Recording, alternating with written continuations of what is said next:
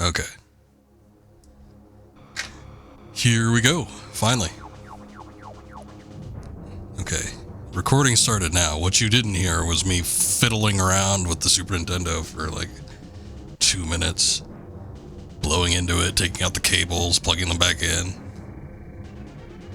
But I got it working.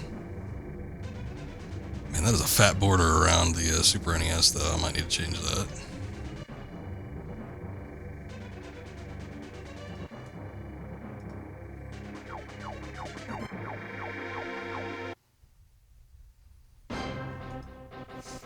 Okay, we're with it.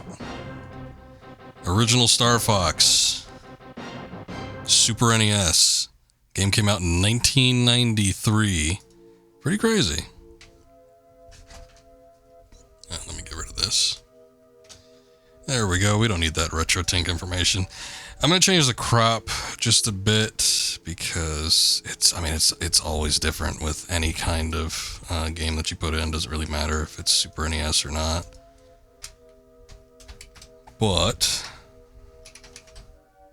let me see if I could get something done here. What's the N64 crop? 230 by 300.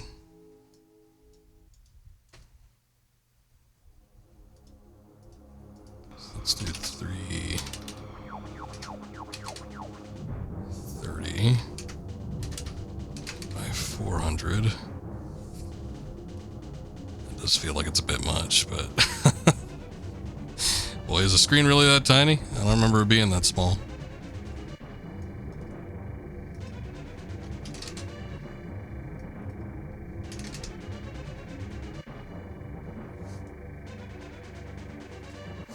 Okay. Let me get into the menu here and we'll see. Maybe not that much. Maybe not that much on top.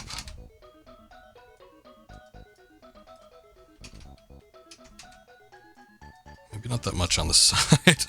I've cropped it completely where it's not even visible. Okay, hold on. We're getting it. Even though I did plan to stream off of this, I wasn't quite sure what it was going to look like, so we're kind of going through those growing pains. There we go. Okay, that to me looks a little more manageable.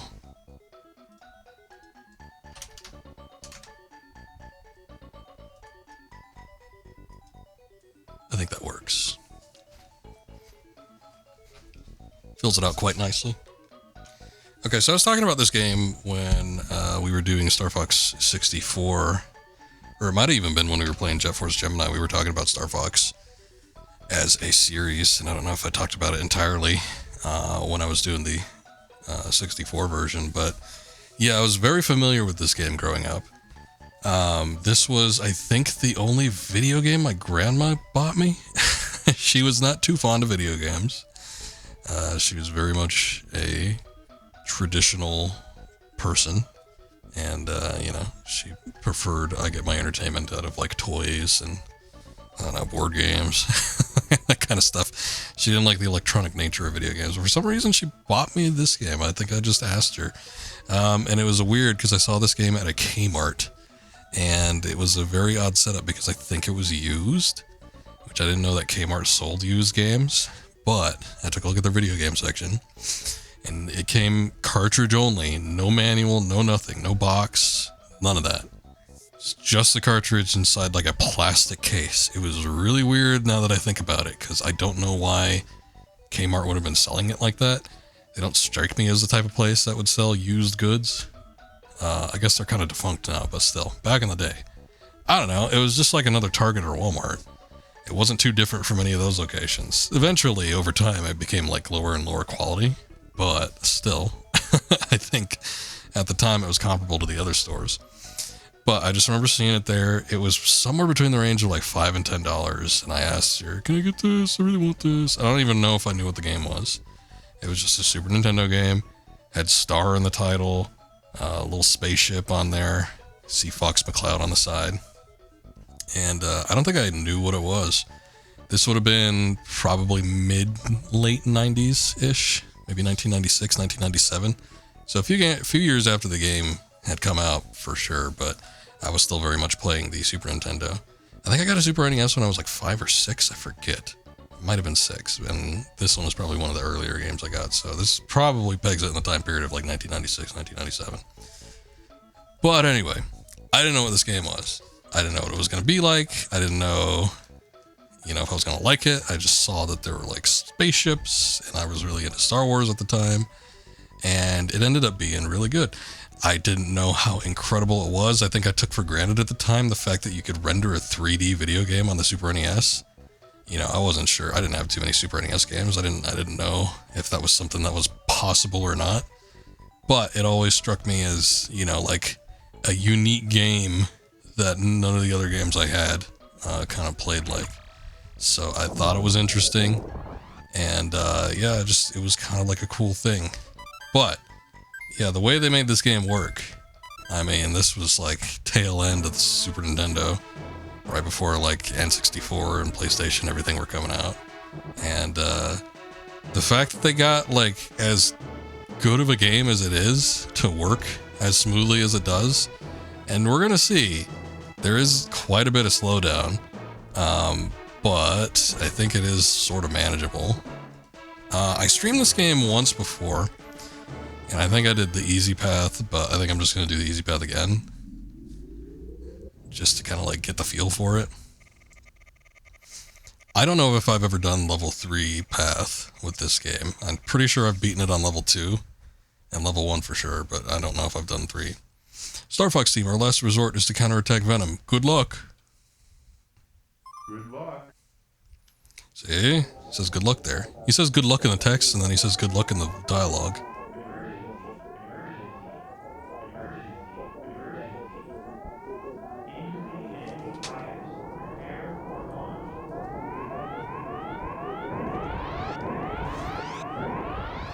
Okay, nice.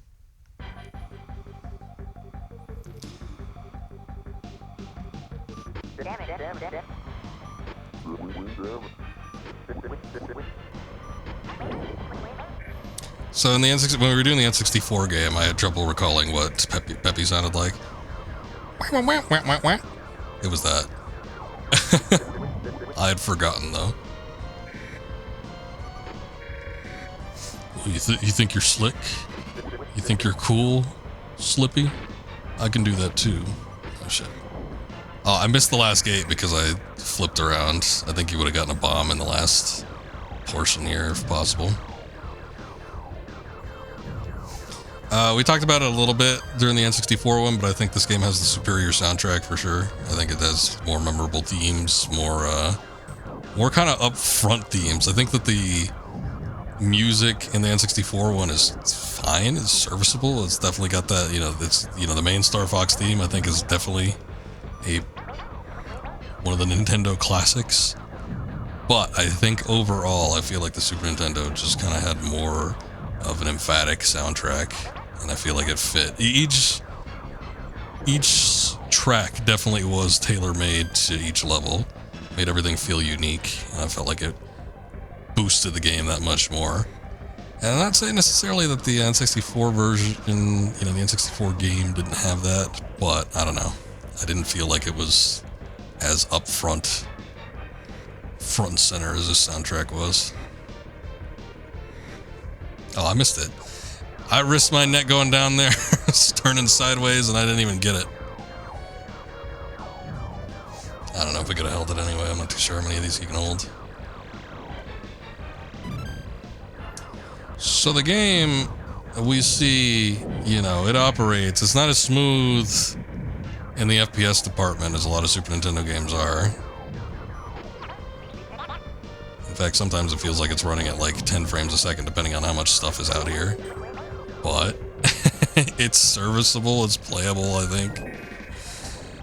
Considering that it is running on a Super Nintendo hardware, again, with 3D graphics. And this isn't like no trick or nothing. This isn't like Alone in the Dark on Game Boy Color. It is actually rendering these polygons. I think it's impressive.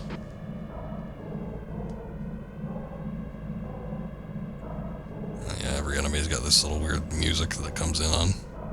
Oh, oh, oh, oh, oh. Alright, let's have at it. Oh, that was easy. I guess we are doing level 1 after all.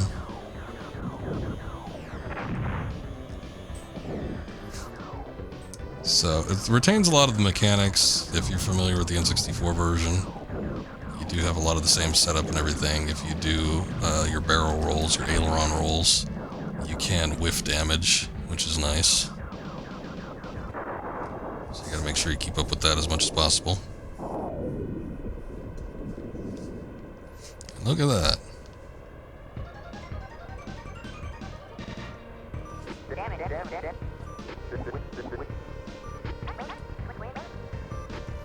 It's that upbeat Star Fox theme.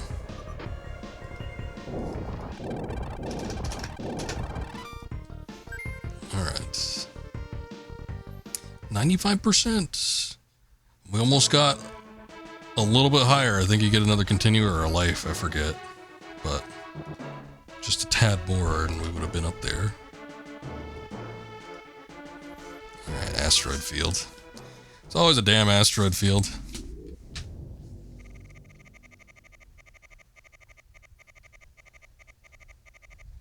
Pulsating Partner, welcome in. You find the N64 version to be a bit too soft culturally. Not sure if that's the word. Original is more hardcore. In a difficulty sense, or just the way it's presented. Asteroid belt. Andross's forces intended to build a base in this area. Destroy something. I missed it. Too busy yapping. Ah, yes, and all the asteroid field ones, they tend to force you into doing this first-person view mode, which I never liked. I always switched out. I don't know if it saves on FPS since it doesn't need to render the R-Wing. And it just has the wireframe there. It gives you the indicators, but I never liked it, so I'll just back out. I don't care if I lose frames or don't get quite as good accuracy. It is nice that it does have the crosshairs, though. There's one thing I like in the N64 version. That you get the crosshairs in third person. It does make it easier to shoot.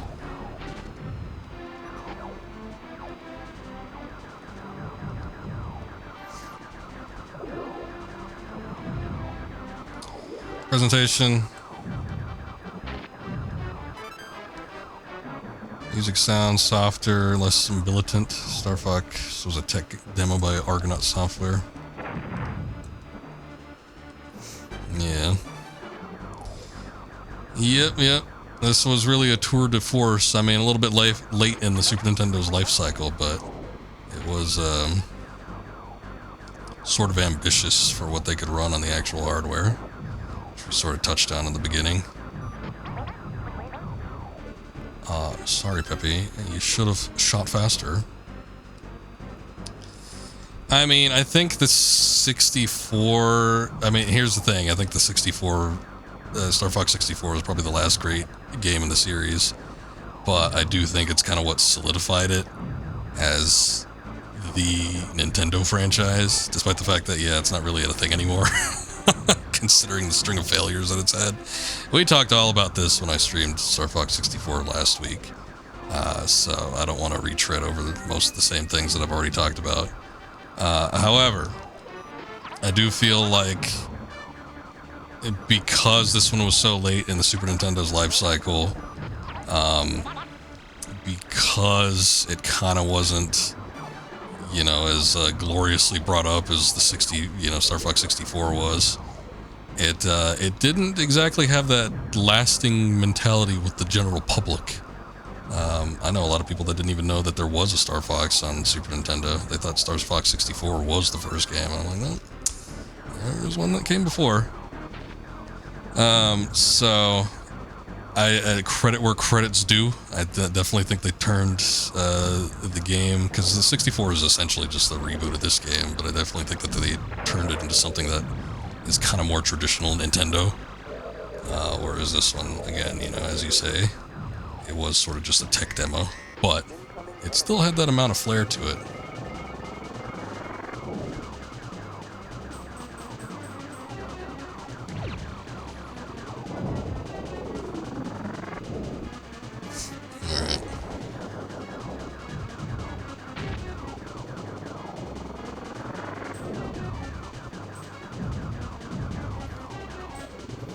as soon as we drop this.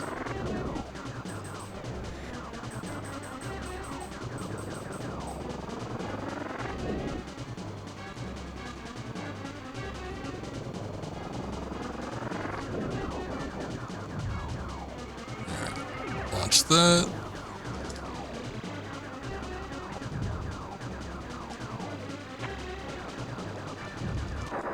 Get a little whiff there.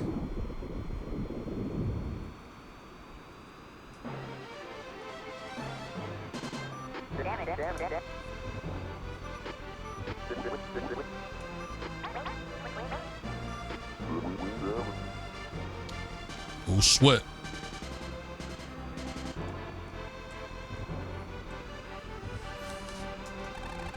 $1993 isn't that late.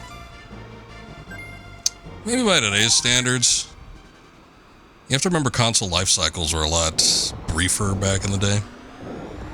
Especially the time period when it became like 5th, 6th, and 7th gen. Or no, 4th, 5th, and 6th gen, I should say. They were a lot more brief. Well, they didn't stop developing. I mean, Donkey Kong did come out in 1995, but when the original Super Nintendo came out, that was 1990s. That was about halfway through its life cycle, if not a little bit more.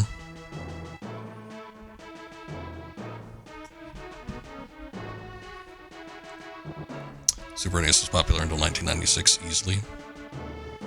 N64 came out in 1995. Boy, I feel like at the time, I don't remember anybody playing. Super NES, unless, you know, they were poor kids like me. I mean, I hung out on my Super NES. I was playing it up through like 2000 regularly, but I feel like the general public probably had moved on by that point, by the time the next generation of consoles had come out. Personal experience. Yours might vary. Mileage may vary between person to person, but definitely didn't seem that way to me.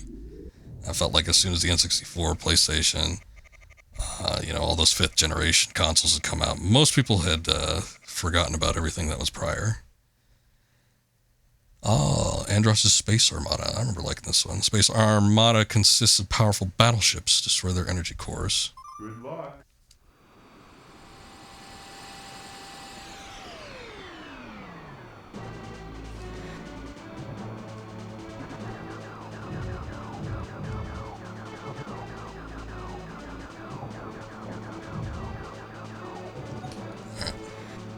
Did it give it to me? It didn't give me the Twin Blasters. Shit. I bet you it would have had I not switched to third-person view mode.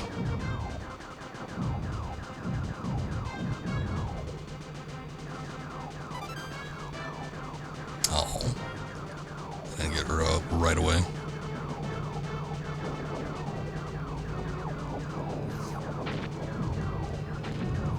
But yeah, anyway, mid to late life cycle for the Super NES, it was still kind of on the tail end there. Thank you, Christian. I appreciate it. I will try my best. I haven't crashed an R-Wing in a long time. I hope it doesn't come to that. I don't even know if we crashed it in N64.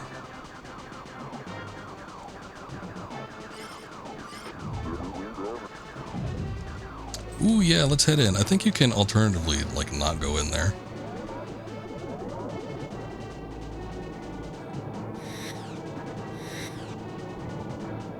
How do we get another shot at, oh no, never mind. That's shields. Which actually, I don't think it protects you against, like, bashing your ship into things very much. It's better against the lasers. You shoot the core, though, and now it explodes.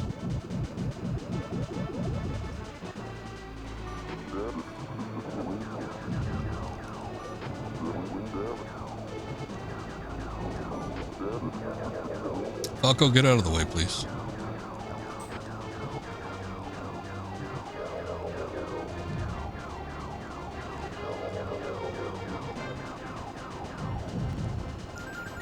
There we go.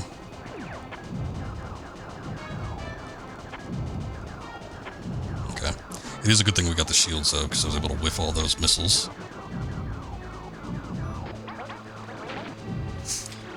Come on, Peppy. Let's get in there.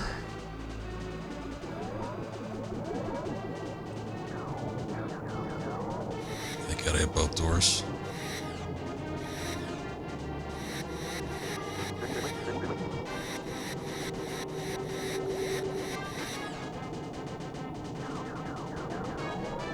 As slow as this moves, I still feel like there's a modicum of concentration I need to have. I can't just, like, rely on my regular intuition based on how this is moving. There's a couple of points in here, too, where if there's, like, nothing around and you're kind of in a more cloistered section. I know there's a boss battle on the level 2 map where it runs super, super fast because there's nothing out there. It's the one where they, like, start dropping the bikes in front of you. Oh shit. That's a weird one, but that one moves like incredibly quick because there's not too much going on. The level's really trim, and then the amount of enemies is literally just the drop ship and then the two bikes that it launches at you from behind. And I remember that one in particular feeling like it was super fast, whereas stuff like the Armada here, it's just like there's so much shit going on that the FPS goes down. Single digits probably. We're not looking too too quickly here. But some of those interior sections, they get a little bit tricky. Yeah.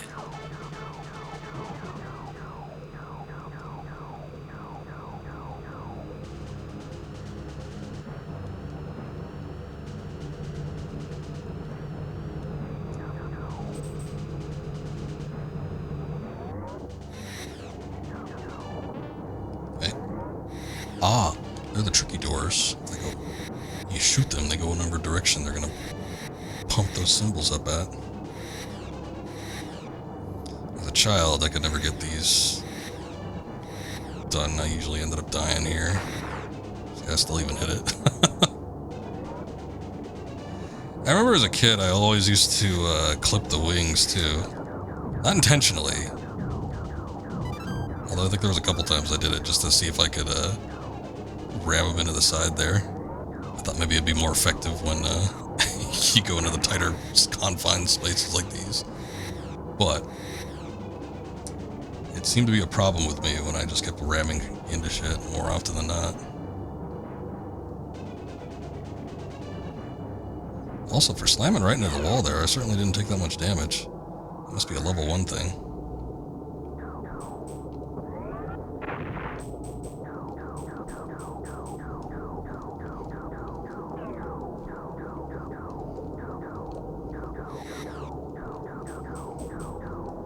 Fly a craft with digital controls?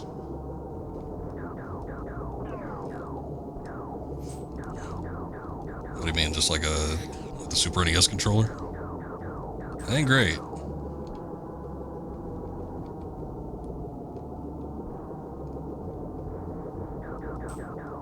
Yeah.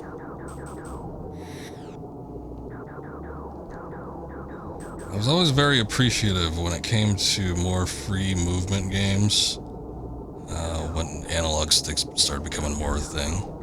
I didn't really love the N64s all that much. We've talked about my issues with that controller. But I still think it was a little bit better for games where you moved in more than 8 directions.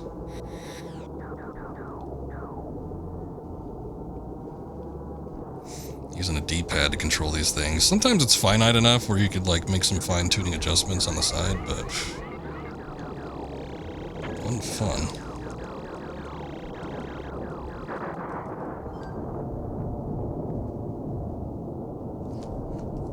Alright. Not too bad.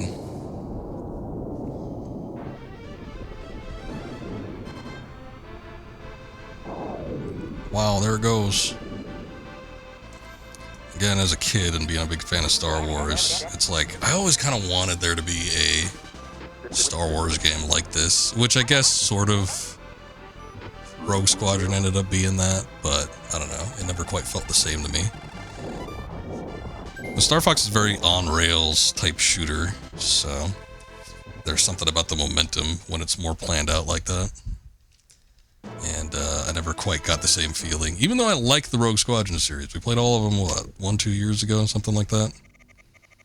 But I never quite had the same feeling that I wanted. But I always wanted like a licensed Star Wars game that was like this. But this is about as close as I can get. The battle-based meteor, be sure to use your retros if you're going too fast. Be careful with my R-wings. Good luck. What? They're not yours.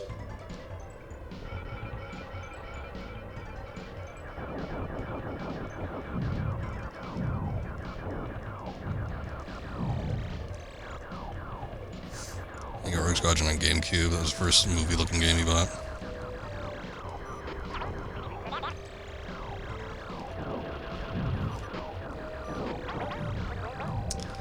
I had the Super Star Wars series on the Super NES.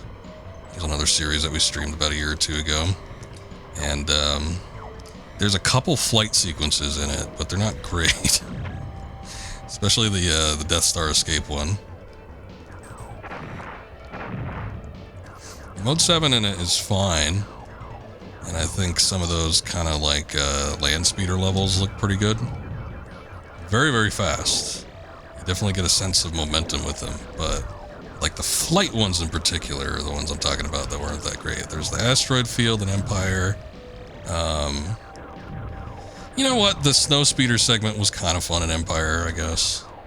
But I'm thinking like a lot of the Millennium Falcon segments were not fun in particular. There was a Millennium Falcon segment. There's two of them in Return of the Jedi. There was one where you had to control the turrets, and that one was kind of lame. And then there was one at the very end when you escape the Death Star as it's exploding. That one was it was an eyesore, basically. It wasn't fun to look at. I felt like part of what made Star Fox feel more manageable than some other stuff was that the visuals were kept relatively trim. And it made it, despite the fact that it, like, you know, it didn't run that great, it was still easy to look at and know what you were doing, you know, for the most part.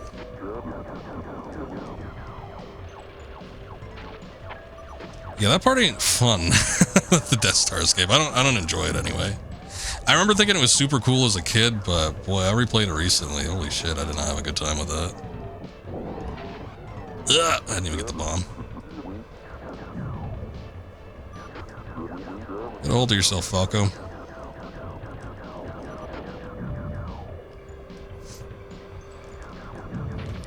I just redeemed some channel points to a friend's channel that streams to get him to play Super Star Wars. He never played it before. He's a big fan of Contra, though, which those games are, you know, for the basic core gameplay, they're kind of Contra clones. At least the first one, more so, since you're mostly using guns in that one. You don't get the lightsaber until about halfway through.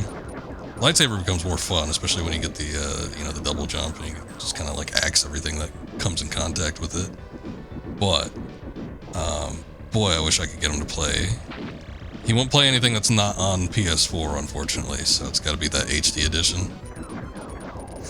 And, God, I wish I could play it. I wish I could get him to play Empire or Return of the Jedi just so he could experience those games. Both in a good and bad way. I want to see him suffer, but I also think that those games do have some genuinely good segments in them, and some impressive sprite work, and some nice, you know, level design for the most part. I think there are some cool aspects to it. But yeah, those shitty levels in particular, some of those flight ones are like really, really bad.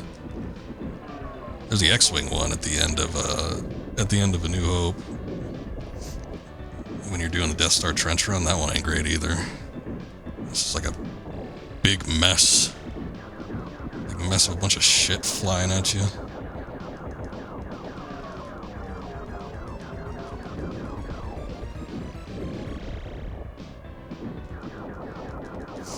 Super Star Wars had mad slowdowns, even just the 2D level sprites, and more than 3 enemies on screen. I don't remember, there were certain games where I felt like they performed worse than others. I don't remember Super Star Wars being that bad. It's possible, though. I feel like there were games that ran worse, but they might have been by, I mean, it's not like JVC was a big-time developer anyway, so I don't know. I don't know who it could have been, but maybe it was like a sort of lower-rung developer or something. Just couldn't quite program the game to run with as many sprites on screen. Use one of these bombs. I don't even think that worked. Super NES was superior to the Mega Drive in every way besides CPU speed. It's the only thing that let it down. I didn't have the CPU speed to do it. Oof. Gambled on that one. If it crashed into me, I probably would have been dead.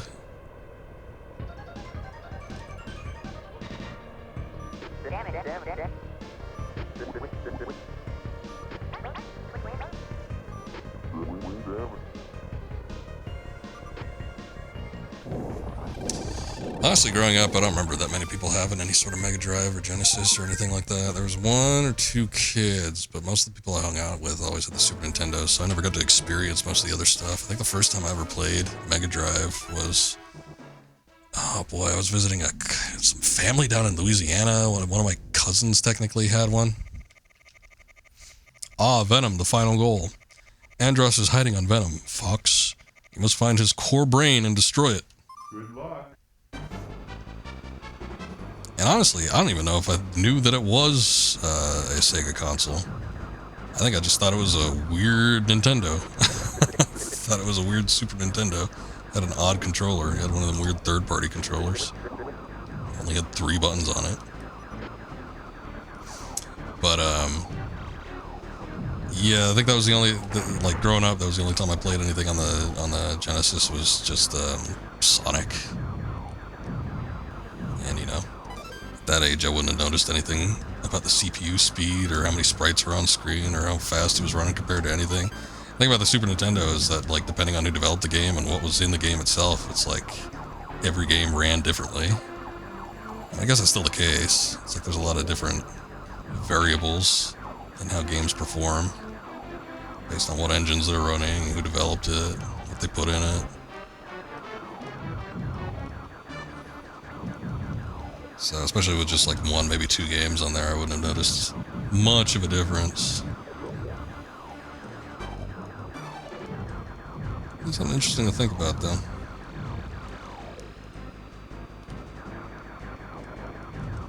But there he goes, all over the place.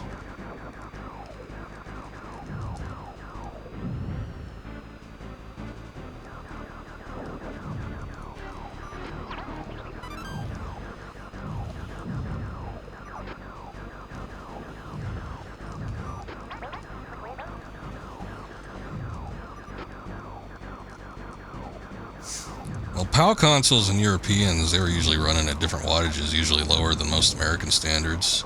So a lot of times, I remember this especially being the case when 3D started becoming more regularly a thing.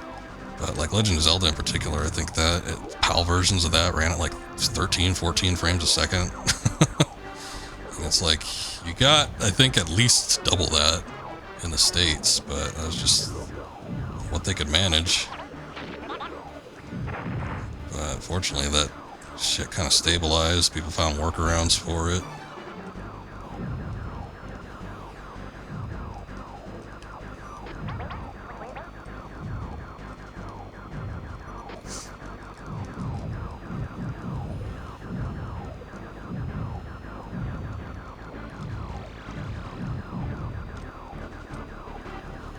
Yep.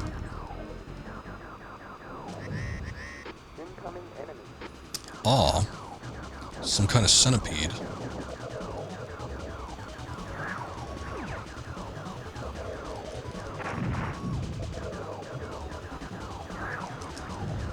Oh wait, maybe not. I think it's just a ship. It just looks like it has an elongated body. Oh no!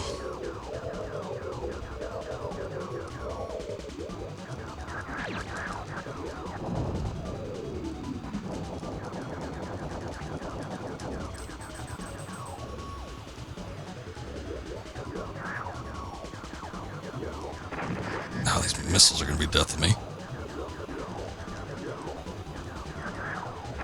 Oh! One snuck around the corner. Shit. Alright, first death. It looped back around. Let's see how far back we are. It's not like I got any bonuses or buffs anyway. I had a hell of a time getting twin blasters.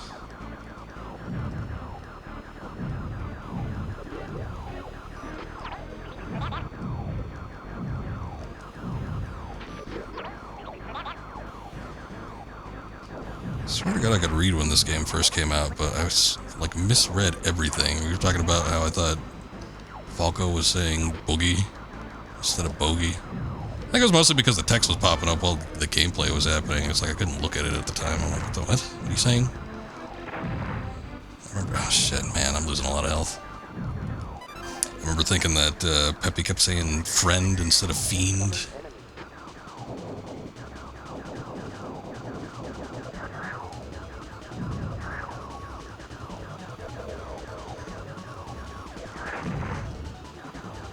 You can take a look at the replay there. There's nothing peripheral vision that could save me there. It was literally off camera for a second, and it whipped back around, back on camera.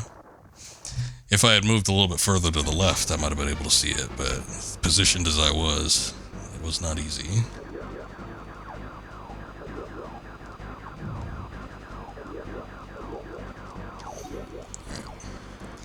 I don't like switching in the middle of combat like that, because I feel like you're prone to take a hit, but I don't know if they're forgiving with that or not.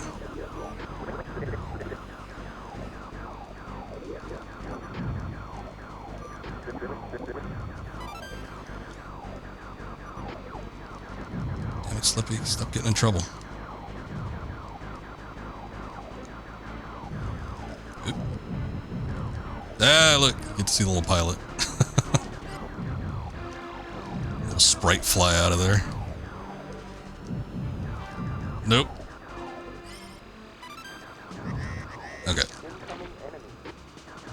Didn't quite whiff that, but at least we are in better shape for this fight.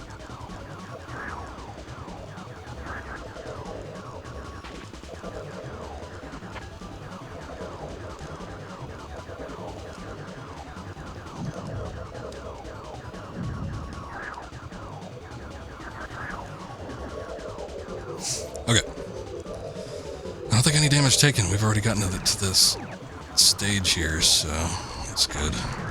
Shit. But, depending on how much damage I take from missiles, this could be pretty quick.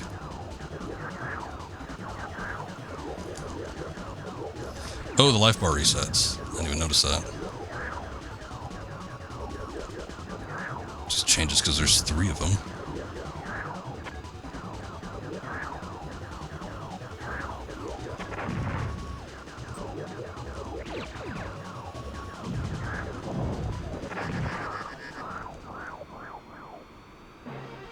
Wow, there it goes. I think it was a last second bomb there. It did just enough damage.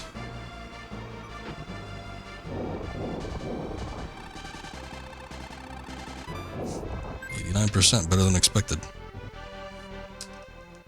I don't think I've gotten to continue yet.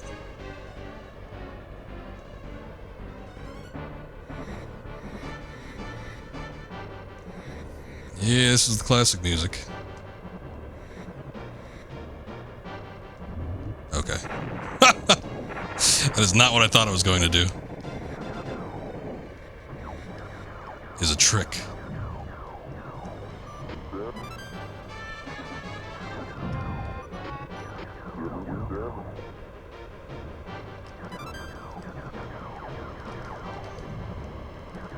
I forget who did the soundtrack for this one, but it wasn't Koji Kondo. Koji Kondo was still working on sound at this point, like sound design.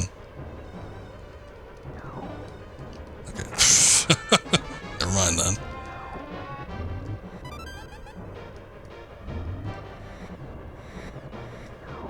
A little bit.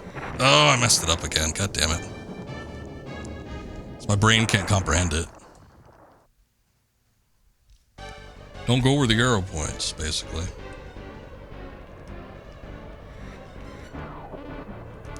It's weirder, especially when I shoot it, though. Oh, God.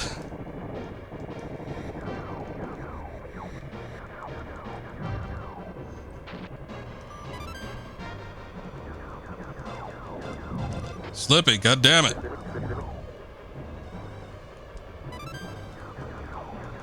Get a hold of yourself. I never really liked it when they start to assist you too, because then they just get in the way and then they complain when they start getting hit.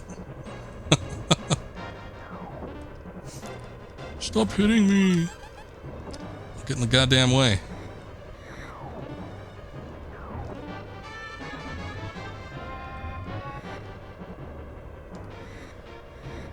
Yeah, look at this show.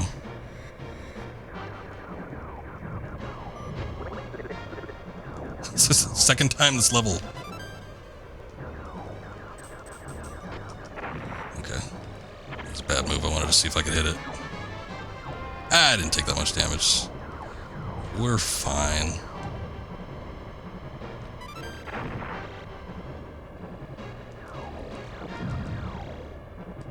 It didn't render in until the last second there.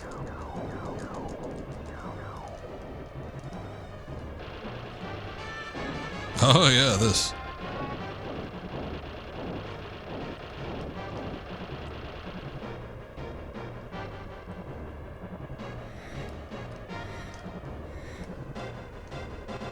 So yeah, Falco's a pain in the ass. I always hated him in this game. I think I've come to like him a little bit more over time, but he was a big pain. Oh shit. No, wrong way. See, I had it all at the beginning of the level, and then I completely lost this the second time around. IKEA for pillars. Oh, this is back. Oh, good.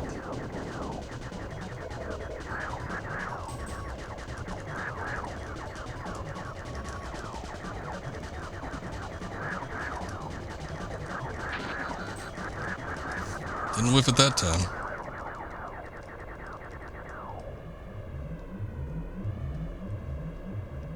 Ooh.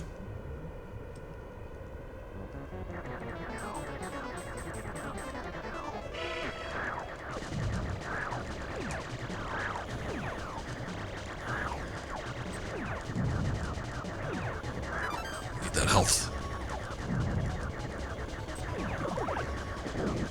Should stick on the left. Tossing some missiles at me. And I forgot about this one. It's funny, I remember I must have played level 1 more frequently than level 2. But I feel like I remember the level 2 bosses more than I do remember the level 1s. Probably because I played them later.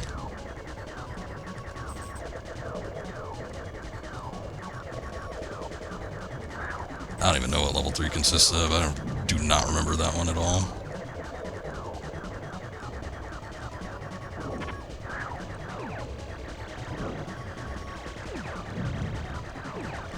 Nope, need that? No? Okay, never mind.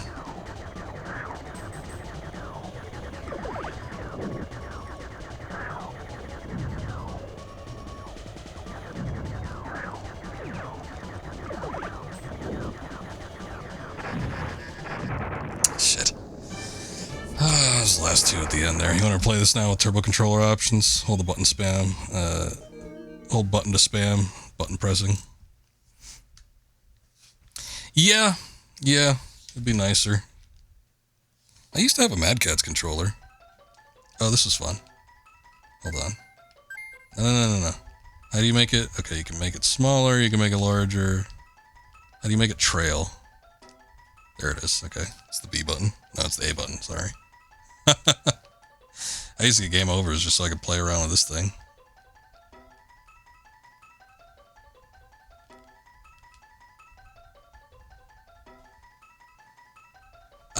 They were bad. I feel like, specifically like 6th gen, I remember I had a Mad Catz PlayStation controller that was a piece of shit. But I remember having a Mad Catz for Super Nintendo that wasn't bad.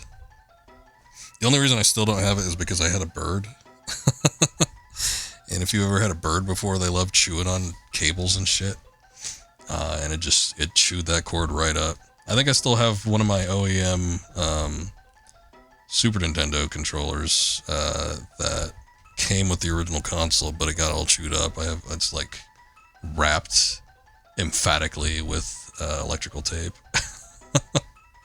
But the Mad Catz one I remember I used some of the turbo options with it. I just didn't have it long because the damn bird chewed it all up.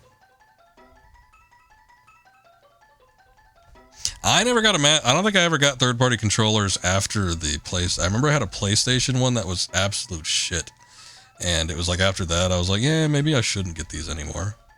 I remember I had a third-party controller. I don't think it was Mad Catz, but I had a third-party controller for PS2, and the LEDs on it were so strong that it would blind people in like a dark room, which is mostly what we were in when we were playing it. So when we were playing like PS2, it's like the damn LEDs were so bright, I ended up covering it in like masking tape because you couldn't see. But that controller didn't operate too bad. I don't remember it having any like major issues. But yeah, I think after the debacle, because I remember that Mad Catz for PlayStation was really, really bad. I don't think I ever bought another one again. So I don't have any experience with the GameCube one. And whatever the hell the PS2 one was, I don't know. But Let's go. But the Super Nintendo one wasn't terrible. I used it for a couple beat 'em up games, because yeah, it was one of those things where it would be handy with this game too, because you don't have to, you can just hold down a button or hold down the turbo. You don't have to constantly keep tapping it. Which, yeah, it's not the worst thing, but you know, I got big-ish hands, and the Super Nintendo controller is very, very tiny. So if you end up playing it for a while, it could be a little straining, just a tad. Oh yeah. How could I forget that it goes into an arc like that?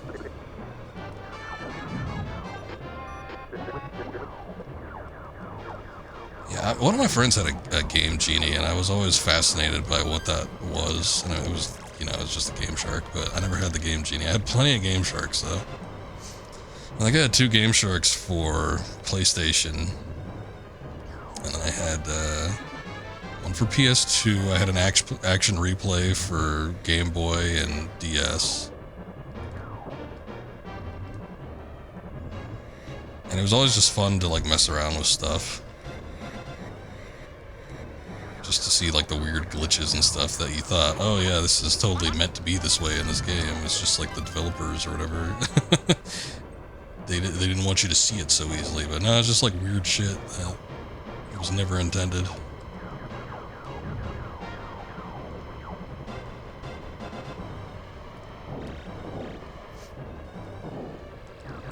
Oh, there's a Rumble Pack that had a memory pack in it? I do not even remember that. We were talking about the Rumble Pack when I was playing Star Fox 64. And I'm like, I never had one of those because I never wanted to commit to the battery usage. I always thought that would just be too much of a pain in the ass, and I was already hogging up all the batteries for my Game Boy. So it just never occurred to me to, like, get one because I knew it would be a pain in the ass. But I didn't know that one had a memory card built in. I do not remember that.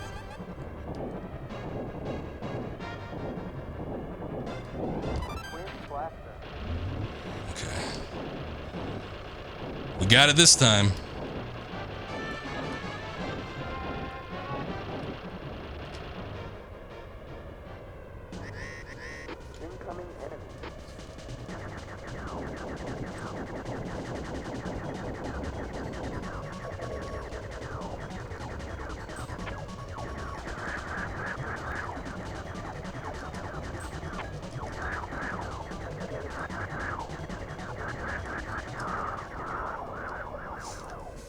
Bitch.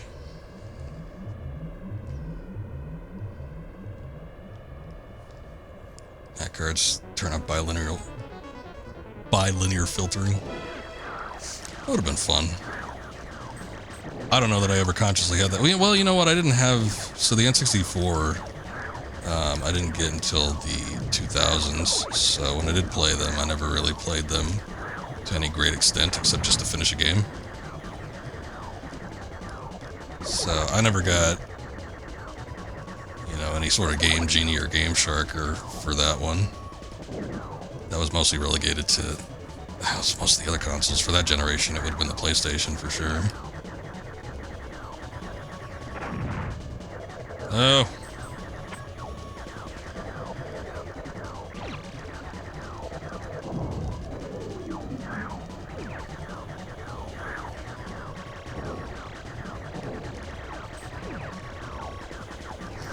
I mean, these days you can accomplish most of that inside emulators, but if you ever want the real hardware, the real controller, or anything like that, you gotta pony up.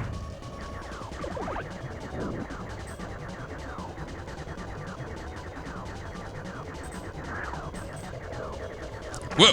Okay. Don't remember that. I don't think we got that far last time. I remember it, like, kicking its foot at us. Kicking its foot off.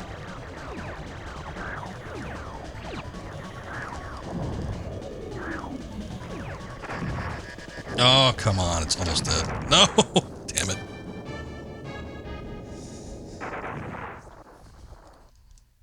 It's another one of the missiles that just whip around.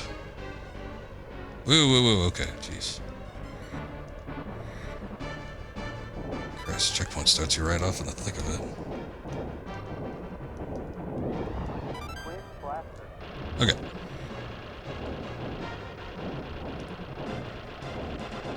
Then pillars drop in.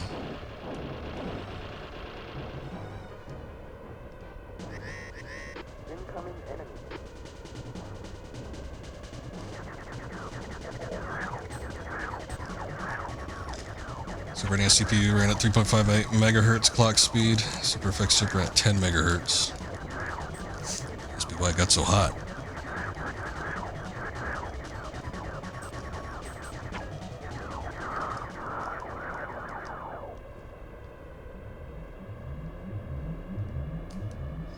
That's an impressive boost, though.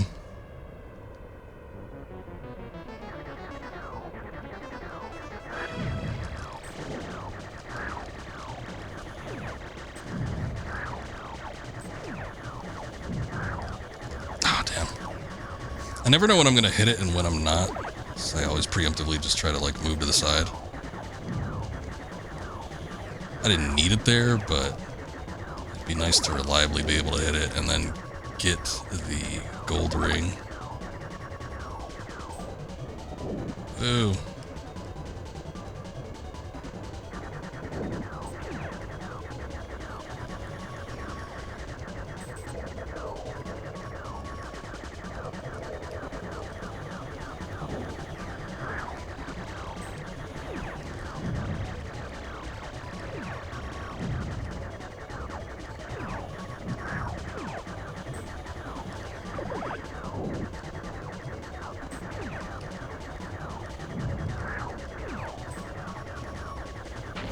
Almost.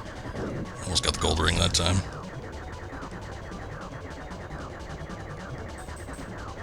Just a little higher. Oh, shit. Okay. I didn't get hit with it that time. Got that secondary missile, but...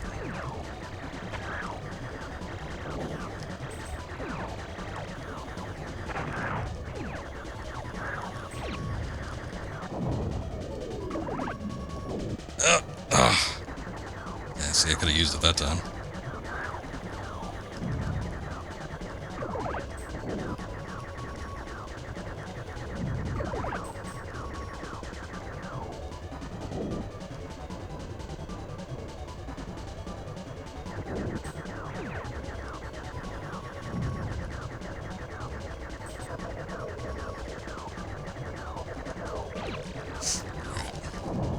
See if it does something else doing this bullshit.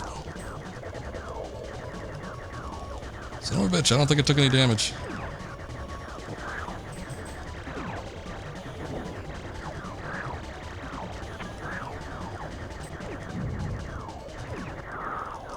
Oh, thank God. Whoop, whoop, whoop. Let's throw them last minute pieces at you. Alright, get me in there. Let's see him. NVIDIA gets hate for using AI and drivers to make games look better with less raw power. Moore's law. Consoles did this for decades. Designed to work smarter, not harder. I don't think a lot of people playing games these days. Well, I guess maybe I shouldn't say that, but I feel like a lot of people that picked up the hobby within the last, 10 years probably weren't playing them back in the 90s. Oh, jeez.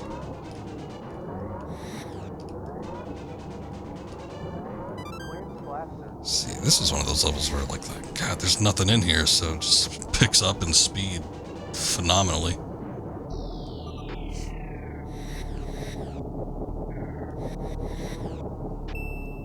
There he is. Andros. The face.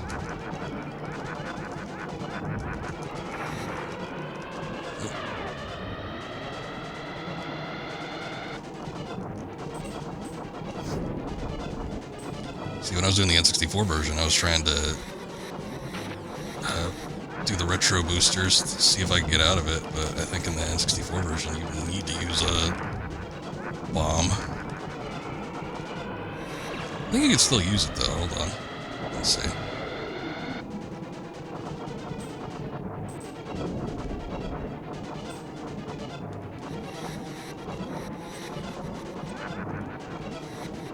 How many polygons did they use in GoldenEye? Couldn't have been that many, because they were relatively smooth to begin with. They were relying completely on texture work there.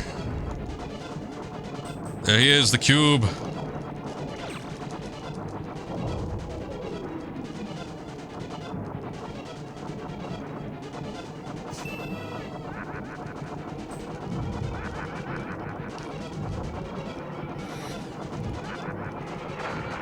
Ow.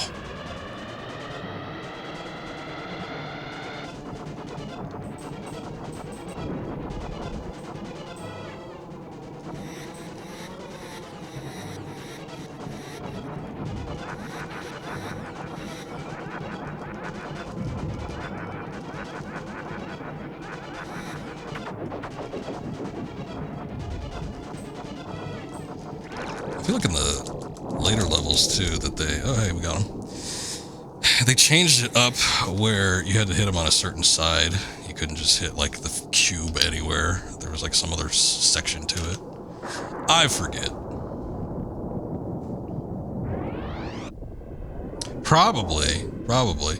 We've seen that there are other sprites. Obviously, you know, there's the background, which is painted, and then there are sprites like the pilots that fall out of the ships.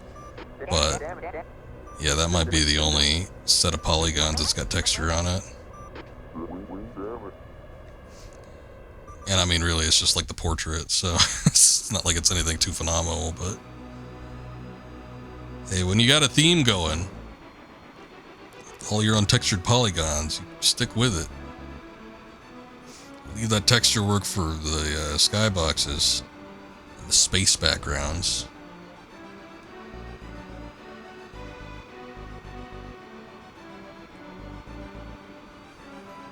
Beautiful.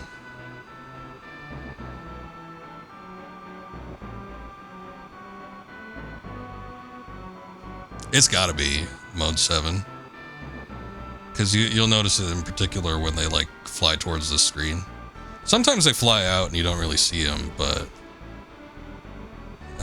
I think when you catch certain glimpses of it, it looks more apparent.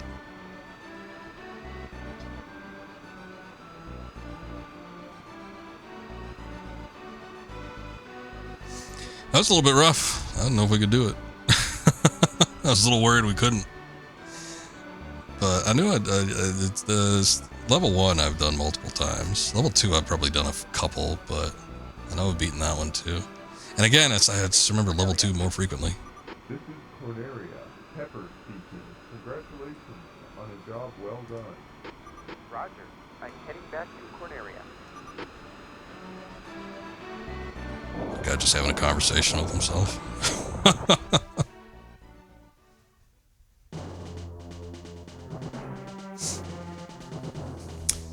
They got that one intern at Argonaut. Do the voice for everything. I'm returning home.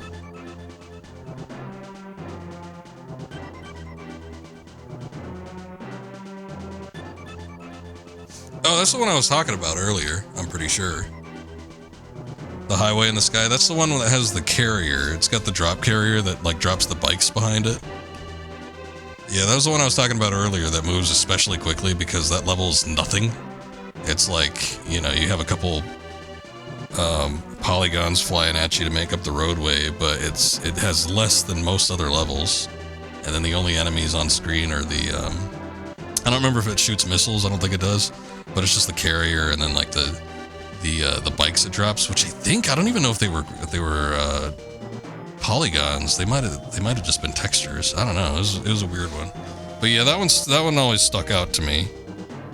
And I'm pretty sure that's level 2. I don't think that's level 3 or anything. We didn't see it in level 1, so it's not that one.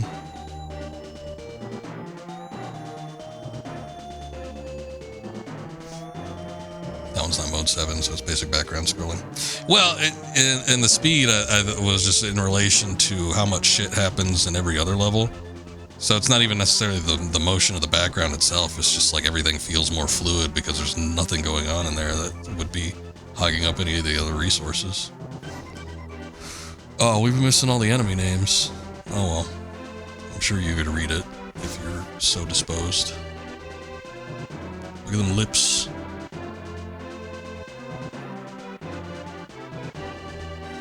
Andros, ellipsis, ...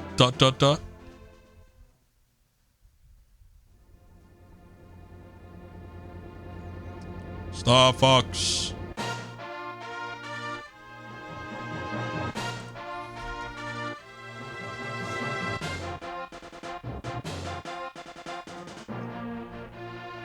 Let's see if we conclusively can see who did the composition for this.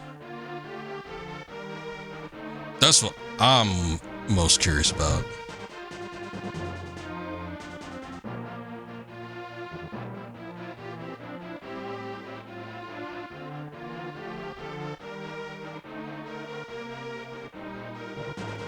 Look at all these American names. All these Westerners.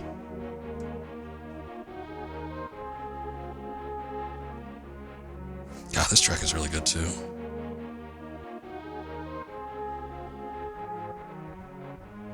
Just a good, like, sweeping theme. Like, it's a good theme, which Koji Kondo was good at themes, but I don't know. I feel like his themes didn't have that sort of... It's almost like a Jerry Goldsmith kind of thing. Maybe even a James Horner. It just feels more bombastic. See, there he does for sound effects. I think he was working on sound design with this one. I don't know if he worked on the soundtrack at all. Look, here we go. Hajime Hirasawa. His name sounds familiar, but I can't place as to what else he did. Argonaut Software. They were just assistants. They didn't, like, make the game or anything.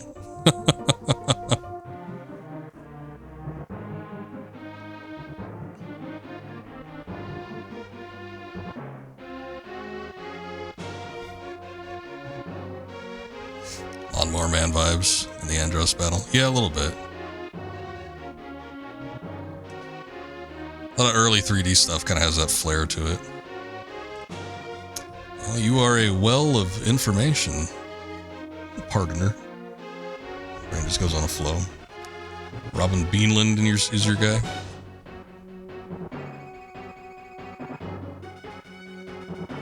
But yeah, just play. I gotta go back and play the Star Fox 64 again. I think I want to try and get some of the other routes because I don't know what the hell I was doing in that game, but we seem to be only logged into 2 of them. But I wanna play it again. I want to specifically listen out for the soundtrack. We were talking so much over that game when I was playing it last time. I didn't have time to concentrate on it, but it doesn't stand out to me as a soundtrack like this one does. And I don't think it's nostalgia. I don't think it's the nostalgia talking. I usually can register like musical compositions, like what pops and what doesn't as much. Average score 87%. That's not bad. It's a B. It's a B. The 3DS version or the DS version? Or was it 3DS? Now I forget. There's a remake. I thought it was on DS, but it could have been 3DS. It's been so long. Yeah, I have. Long time ago. I never owned it. I borrowed it from a friend. The only Star Fox game I don't think I've never played Zero. I own it. I haven't mustered up the the courage to play it. So I haven't played Zero. I haven't played the tower defense game that came paired with it. And the only other Star Fox game I haven't played is Command, which that was another one that was either on the DS or 3DS. I forget. But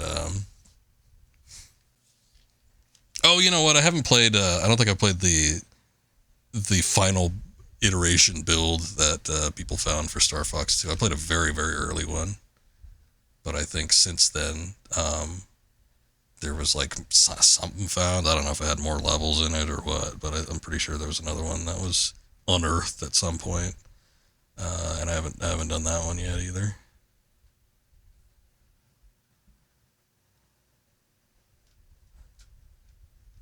Yeah, 3D. Yeah. I could tell you if it came with a 3D effect, I didn't use it. I always hated the 3D options. When it came to the 3DS, I always turned that shit off. I guess there was a 2DS. I could have had that, but I like the flip feature. It made it more compact. I was like, I wish it came with a version without it, and it did. It was so cumbersome. It wasn't easy to carry. Also, it looks like the game locks you out of actually restarting another playthrough. You got to reset the console. Let me reach over.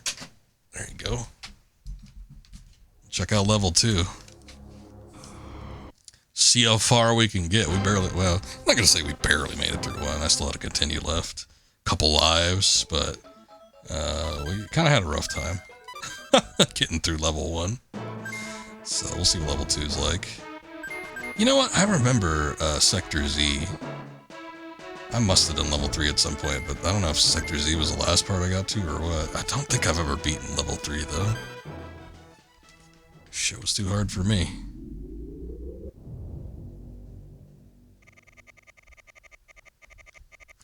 Considering the more arcadey nature of this game, I kind of would have figured that it didn't do that. I don't know. I mean, I've beaten this game multiple times, so I must have known at some point. I just don't remember it. But yeah, like at the end of a big game, like a Mario or something like that, yeah, I get it, you know. But with this one being kind of more arcadey, I kind of figured that it would just boot you back out to the start menu.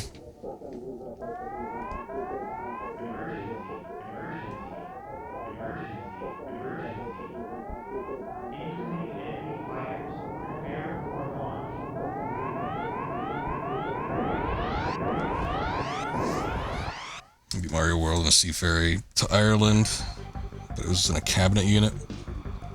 Oh, so you didn't have access to it? Okay. Or the following people didn't have access to it?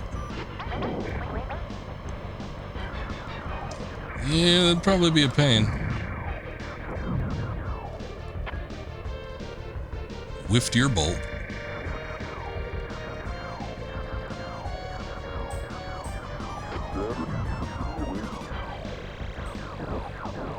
I'm boogieing on your 6. Shit, I ain't gonna make it.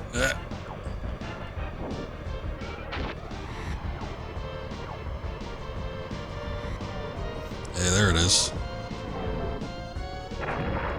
Oh, I felt like I held at that one for a little bit longer than it should have. Oh well, at least I got twin lasers.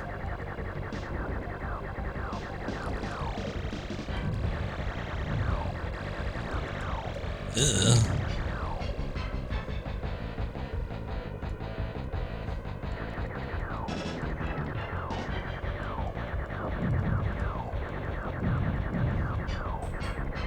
It was surprised me the amount of enemy composition that this game had. There are games that have come out 20 years after the release of this one that didn't have as many enemies as this game does.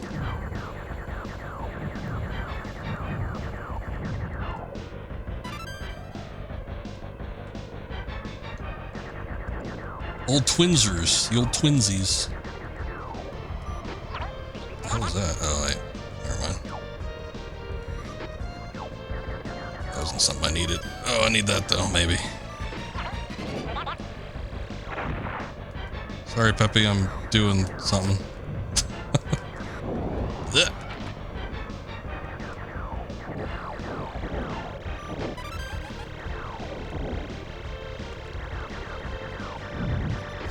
Lane, not gonna be here Wednesday. Well, goddammit. That's alright, I'm sure I'll find something to do. I'm not playing this that much this season anyway. I skipped my crew. I don't really like Superman. At least not this one. It's kind of ugly. Or most of the other Battle Pass stuff. They ruined the damn lizard. If you saw the concept art of him, he looked a lot better when he was a concept design.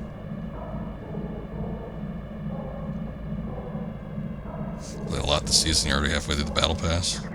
Oh, I cheesed it. I'm like at level 90. I didn't even play the game. I probably played one match and I did a couple festivals, but yeah, I like cheesed the rest of it.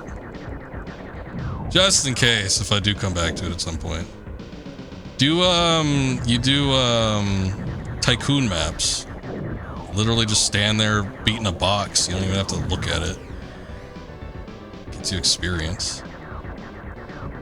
I swear to God, I'm almost level 100. I haven't played the game but maybe 3 times.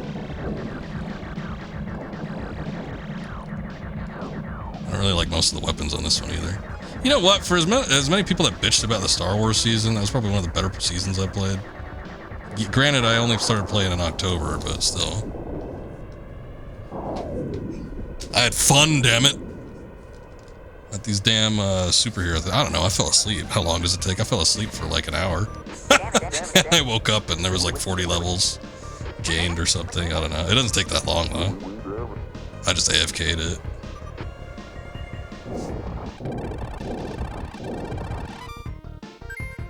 I just caught that, partner. Flying better than the pilot from Spirit Airlines.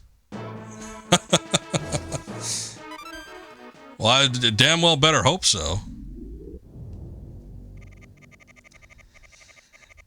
Sector X.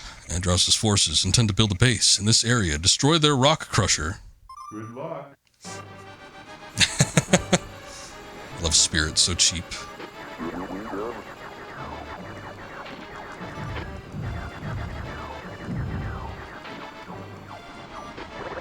I just did that in Oblivion. In the Oblivion remaster. I actually ended up getting a shield that it reflects damage to anybody that hits it. So there was a good portion where I would just go to the arena and do the arena missions and just hold the block button the entire time, level it up, and kill the enemy at the same time. I'd have to swing the goddamn sword once, just to hold right click. You can tape down the mouse button too, I suppose. Oh damn it, I missed the life. Oh well. Slippy. Astro Geeks, it's a little harsh, don't you think? There was a one line in Star Fox 64 that Slippy said that was like really harsh. He was like, your carcass is mine or something. I was like, holy shit.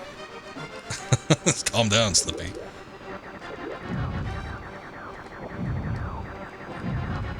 Those things give twin lasers. Oh yeah, they still do. Oh shit, I forgot there was a second upgrade. Might even be a third one, I don't even remember.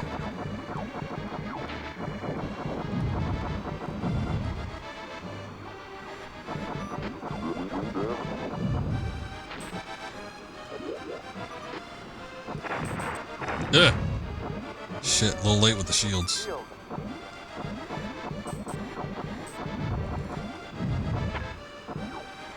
Oh, damn it. Oh, good, there's a checkpoint.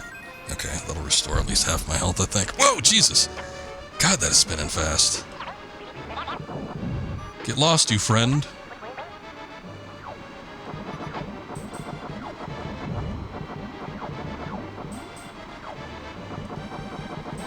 Spirit Airlines is super cheap, but like they do away with most of the amenities. And it's like if you want anything, you have to like pay for it additional. So if you're literally just like looking to sit in a plane,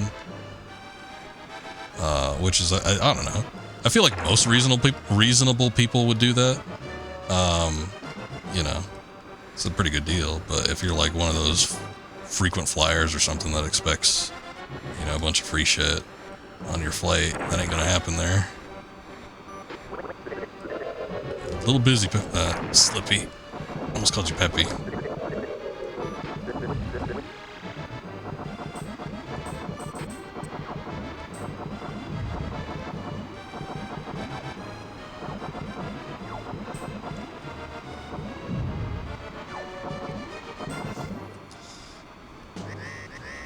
Twitch ads. So smart, this showed you a advert for hair volumizer.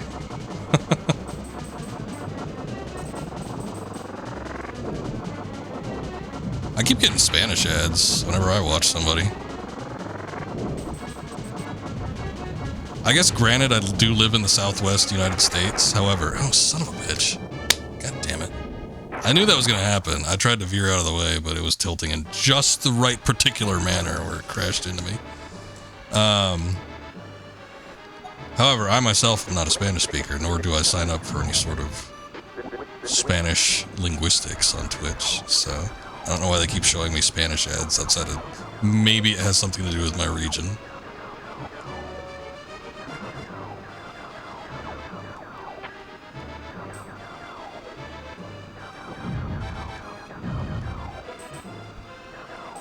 That being said, I do like Spanish commercials a lot better than like American ones, so I guess I don't mind. Oh god, here we go again. Jesus Christ, this is worse than the Venom last level.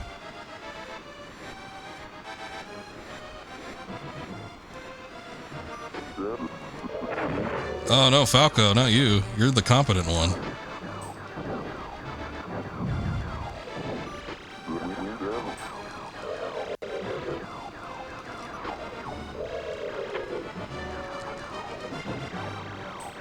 Damn it, I can't believe I'm going into the boss battle and I don't have twin lasers.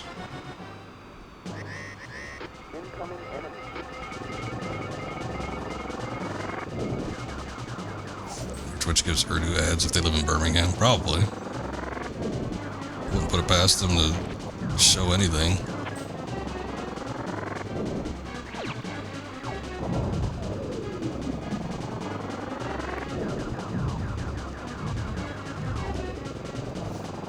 Oh, Jesus. Goddamn.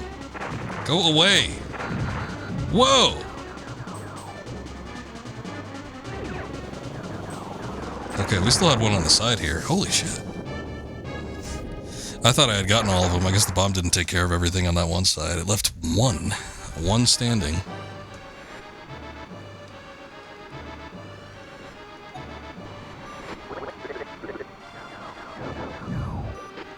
I didn't that time. I did the first time, but I didn't do it that time because I thought it was detaching it. And it wasn't. There was still one spot left on the other side. So it was just coming close.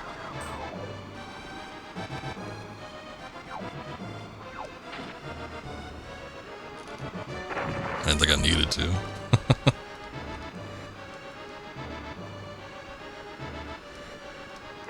Oh, shit.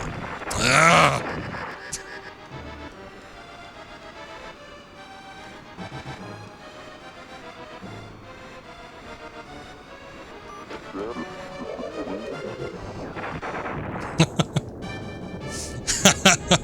This was like right at the end there too. It is. It's worse than Venom 1. Venom 1 just got the verticals. It throws a couple horizontals at you every once in a while, but it's not that bad. We did not get to continue. That's okay, we were only on the second level. Let's try it again.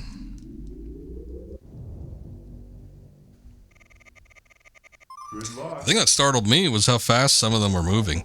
Once it starts like overlapping a lot of the pillars, when they start going in, it starts to crawl a little bit, which I think visually is more manageable. But some of those ones where they're like rotating, it's hard to like measure up. And I'm usually pretty good at gauging distance like that, but when they're spinning that fast, it's hard to measure up where the collision points is going to be at.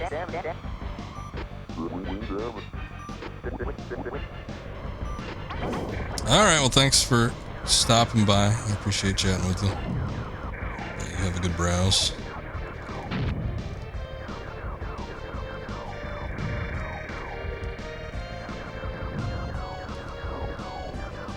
Hopefully this time around. And here's the thing with this game in particular is considering that it is a bit of a rail shooter and it does have somewhat linear courses, it is a lot easier once you know what's coming. I know that sounds like an obvious statement, but sometimes you don't get that fully.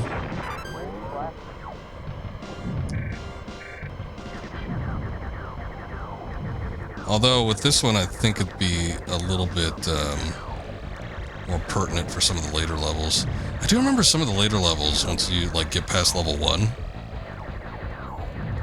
Like that ice planet, I remember being really odd because there was a section to it where you needed to go through like a certain tunnel sequence or something, There were like these gates that you needed to go through, and if you didn't take the right course, you could potentially get stuck going through the gates, like until you figured it out. So it could be to a point where it would never end if you kept choosing the wrong one over and over again.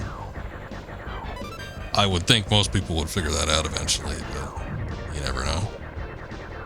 It reminds me, Valve had done a commentary, I think, on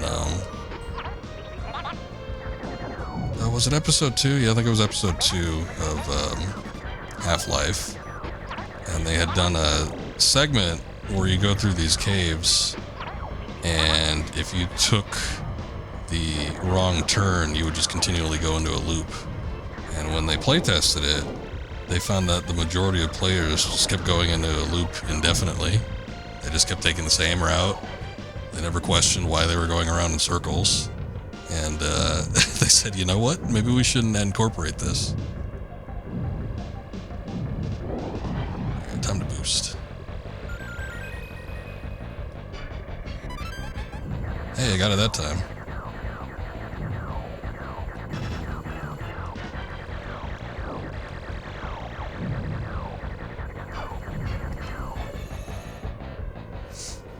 Okay, we're at the boss. Not bad. Seems like we got that through that relatively quickly. I guess this thing, I mean, it's always going to be Corneria, but I wondered if... Obviously, the level composition changes depending on, you know, the difficulty level that you're selecting. So level 2 was greatly different than level 1.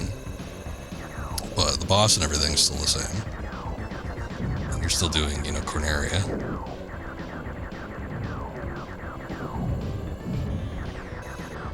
Oh well. That barely opened and I hit it.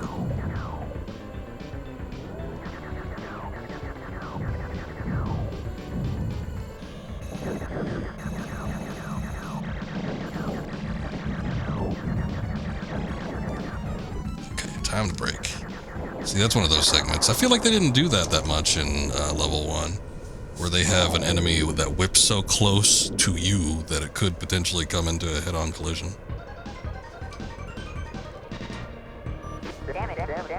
I didn't do that the first time around. Anytime you win a level and the music builds up like that, you gotta do a little aileron roll.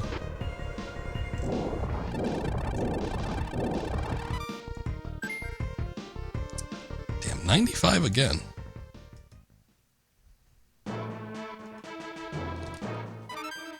Alright, let's try it again. Sector X. Good luck. We get it this time, right? Get me out of that shit.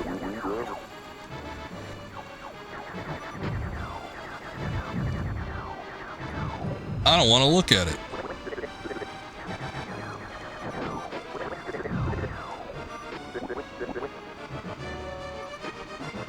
Yeah, no problem, Slippy. The eternal pain in my ass that is Slippy.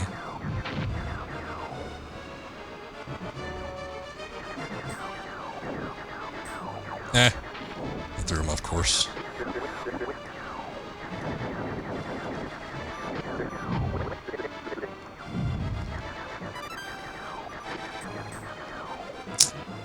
That one's hard to get from the side like that.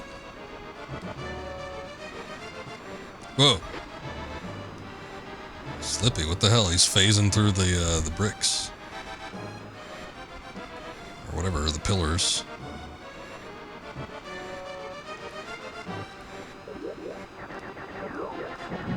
Oh, we can't miss this guy. He's got the twin blasters. Nice. Now we got the super twin blasters.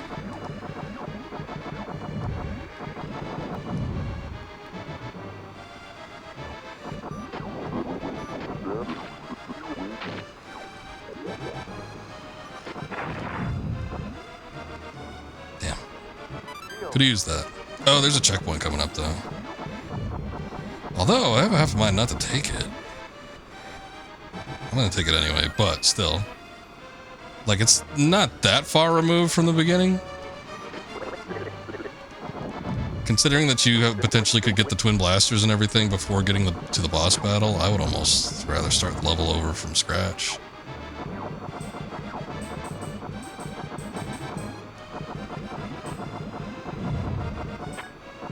But yeah, I guess the only way to do that is if you don't take the checkpoint.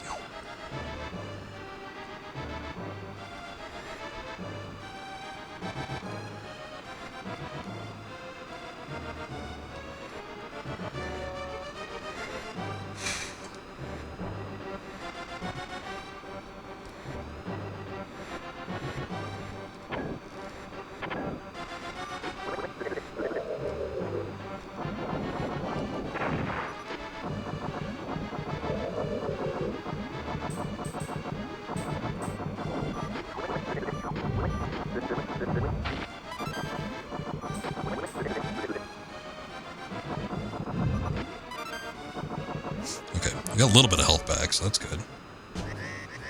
Incoming enemy.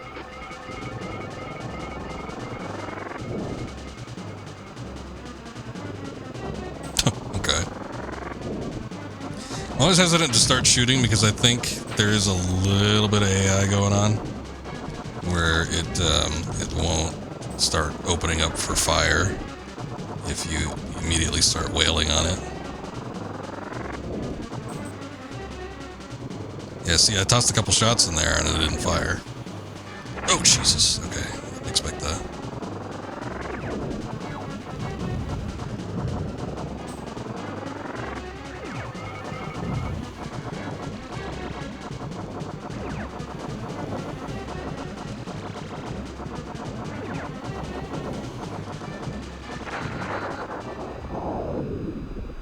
Got it.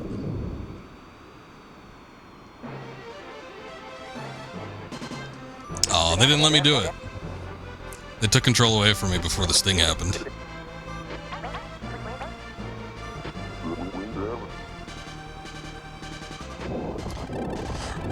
Boom. 81%. I didn't even die on that one that time. Eh, we got a bonus credit though. Could be worse. Okay. Titania.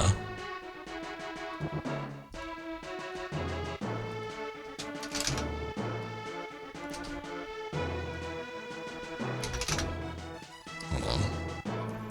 Look at something real quick.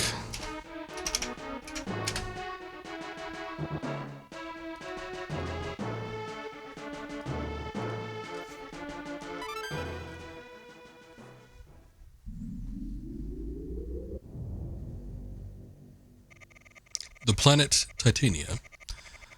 Grenaria's resource world has been overrun. You must retake the weather control unit. Good luck. Good luck. Oh, this is the ice one.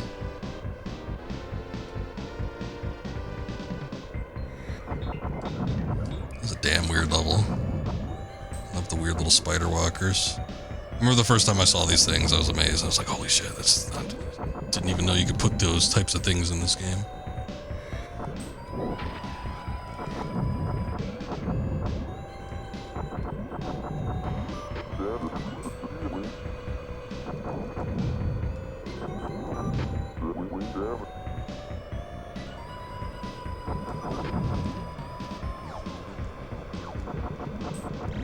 Like all these walkers and stuff. There's little helicopters too. I think I was impressed by the helicopters because I was surprised that they actually worked like one.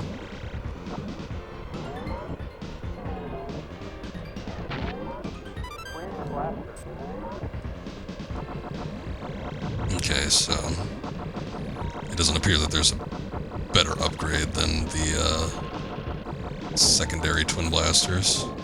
The orbs. The orbulons. Oh, this was the thing I was talking about before too. This is the one where... Yeah, look, okay, so we hit the thing and then it like changes the biome.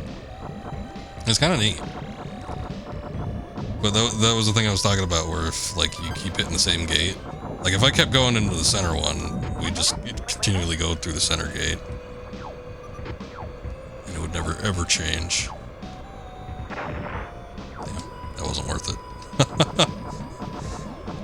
I saw it. I don't know what I was hoping it would be. I wasn't sure if it was a bomb or what, or shields.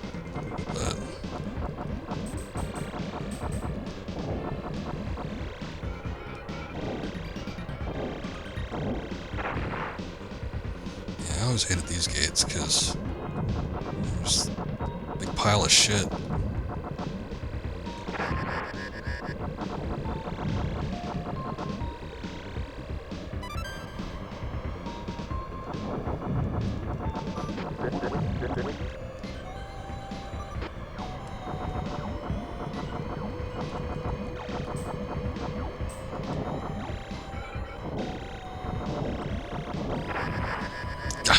It shot me from behind? That seems a little unfair.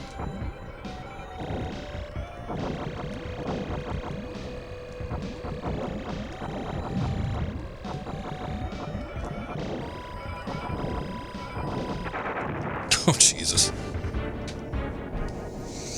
Oh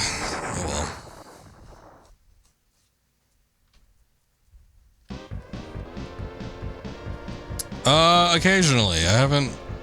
I actually was watching it sort of more frequently earlier this year. WWE though, I don't watch that AEW shit.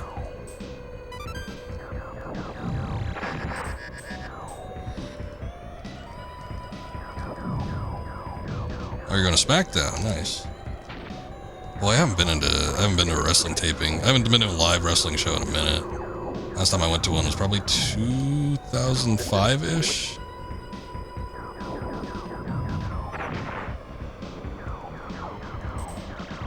I think they had just split the rosters back up. They just split the shows up again because they were running like joint shows for a long time. So I remember the theme of the show was like SmackDown versus Raw. It was a house show too. I went to a SmackDown taping once and it was kind of cool. I got pictures from it. Kane... No, that was when Rey Mysterio was the World Heavyweight Champion or something. It was really weird. What an odd time that was. But I remember Kane made an appearance. He beat the shit out of Rey Mysterio at the end of the show. I was all cheering. Yeah, give it to him, Kane. And I've always wanted to go to Royal Rumble. I kind of regret not going to the 2019 one because that one ended up being really good. It was like really close. Well, not really, but it was closer than most places. But I think Royal Rumble is probably my favorite pay-per-view. I like it more than WrestleMania, Survivor Series, SummerSlam. More fun.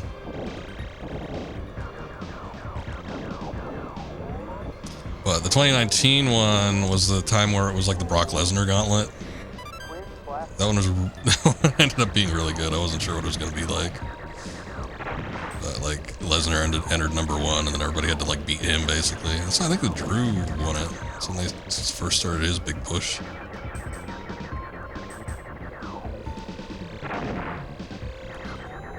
That's a pretty big, you know, this late in the game. That's a pretty big roster. Seeing Orton, Sami Zayn, John Cena, might be for the last time for a couple of those guys. R-Truth probably in particular. I could see Cena making appearances later. But yeah, I feel like R-Truth probably gonna retire in a minute here. I think Orton has said he's probably on his way out too. Yeah, there was this big old outcry or something. I don't know if it was a work or not though. I don't know if they actually fired him and they're like, oh, okay, I guess people really want to see him, and then they like hired him back, or if that was always the plan. I don't look at the dirt sheets, so forgive me for being uninformed.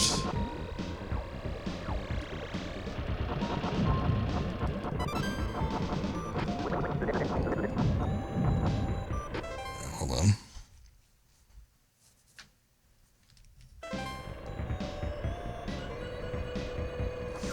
Well, they did it before. I mean, you know, people. What was his name? His old wrestling name used to be Spud. Drake Maverick. That's what it was. Spud. He used to be a little cruiserweight guy, but he got fired like at 2020, 2019. He released that video where he was like bawling on camera. I just want to thank him for the opportunity. And then they were like, oh shit, it doesn't look good for us. So they brought him back. Like, all right, you little scamp, get back in here. You get to do something. And then I think they fired him like 2 years later anyway, so I don't remember him doing much. He's in a really bad angle, like right before he got fired, though. Like he was pissing his pants or something. Big Show grabbed him and he pissed his pants. I don't know that I want to go back. That's just me, though.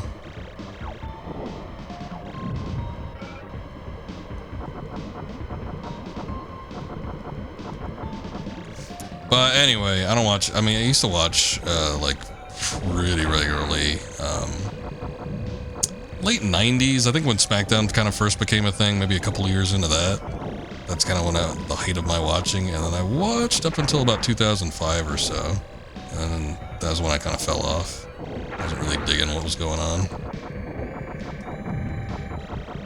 Ooh, this looks interesting. What is this? And then what actually got me back was like the stupidest thing ever.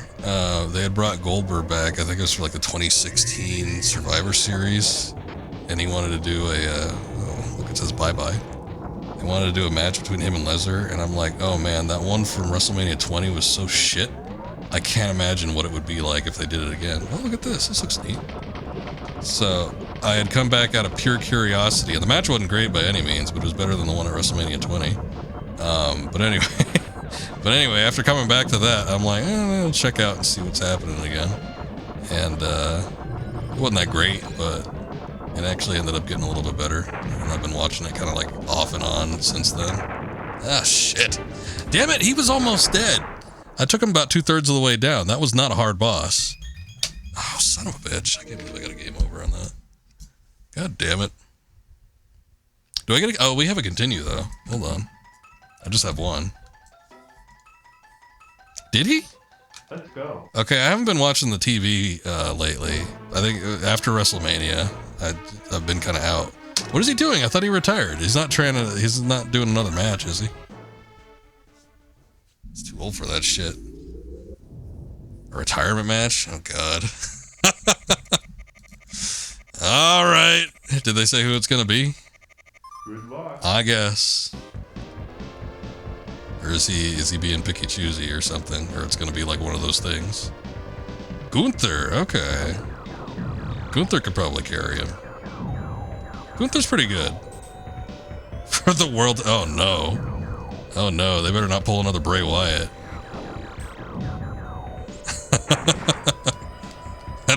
that doesn't bode well.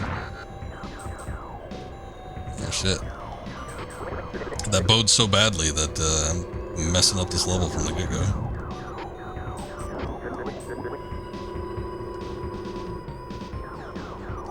See, I didn't even watch the last pay-per-view. I didn't even know Gunther got the World Heavyweight title back. Thank God, though. Jey Uso's not great. I know why they gave it to him. Oh, son of a bitch. I know why he got the title, but I don't like him that much. I don't think he's that impressive. He got it back on a Raw? Jesus. It's embarrassing. That's embarrassing for Jey more than it is for Gunther, but alright. I guess I'm gonna have to start watching again. I gotta find out what the hell's going on. Some interesting things transpiring.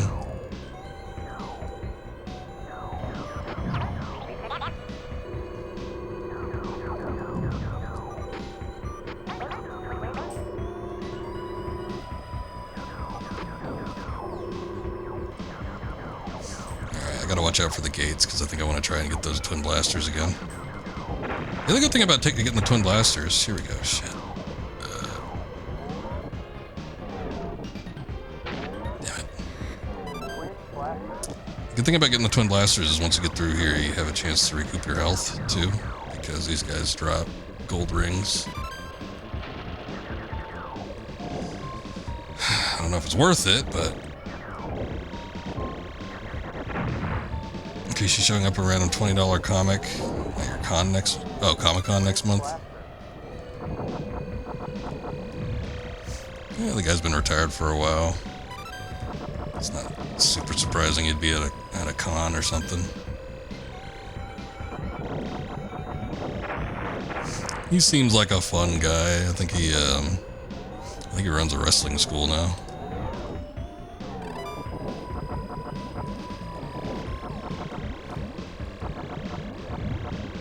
like all of his family members are currently in the business, so probably make a little money off of that. Residuals. It's not going well. I keep missing all the gold rings too.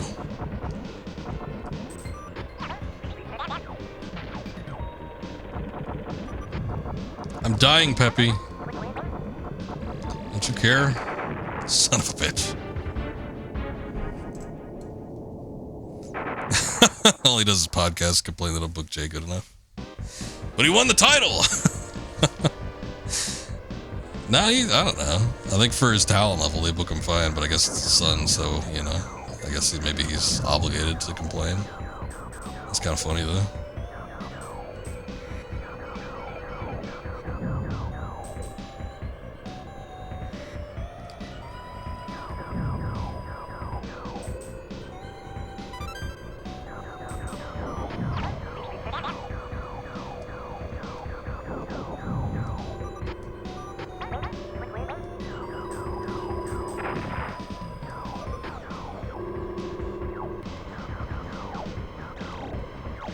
Yeah, I think when you have a family member that's in the business, especially if it's like your kid or something like that, you're probably not going to be looking at it objectively. I mean, as a fan, just like seeing the Usos' body of work, I could tell you that watching them back in the day, up until now, I would have never ever thought that Jay in particular was world heavyweight title material, but you know. He's got charisma, he's got like that it factor. Damn it, I didn't even get it. Says he eat. A bunch of people flap their arms with him. It's crazy.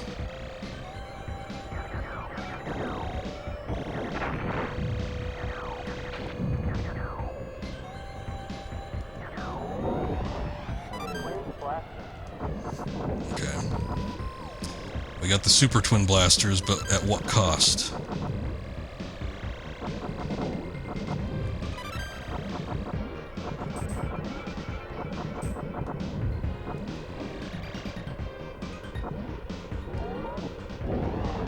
Shit, I ain't gonna make that. God damn it.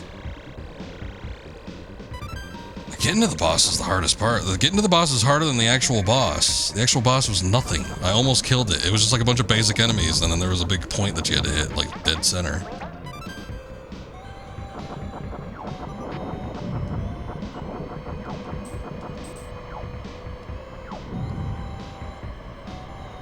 I don't know. Maybe.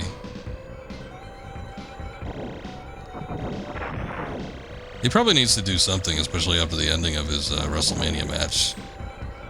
I haven't seen Money in the Bank, so I don't know where they're progressing with him yet. But I think it needs to be a little bit more than like, you know, the white meat babyface, as it were. I don't know if he can pull it off. I don't think he could do heel very well, unless he's doing like the Stardust type heel, where it's like way over the top.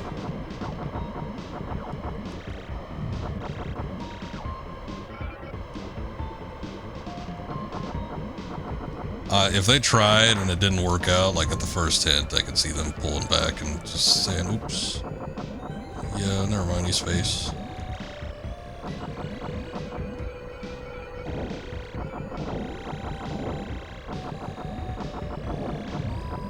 I mean, he's definitely a merch mover.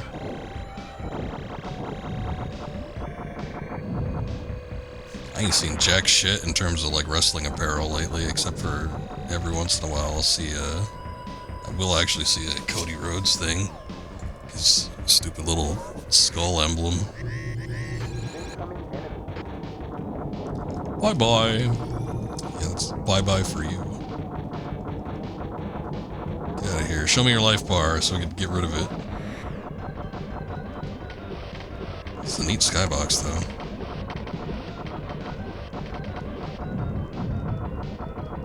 Whoa, whoa, whoa, whoa, whoa. Okay, I don't remember everything jumping out like that. I guess it's like a fish. It's an aquatic themed level.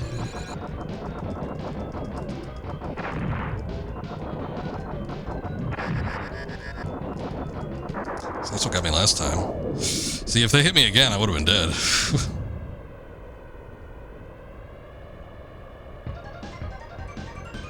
Oh, damn it. Once again, they take it out of my control.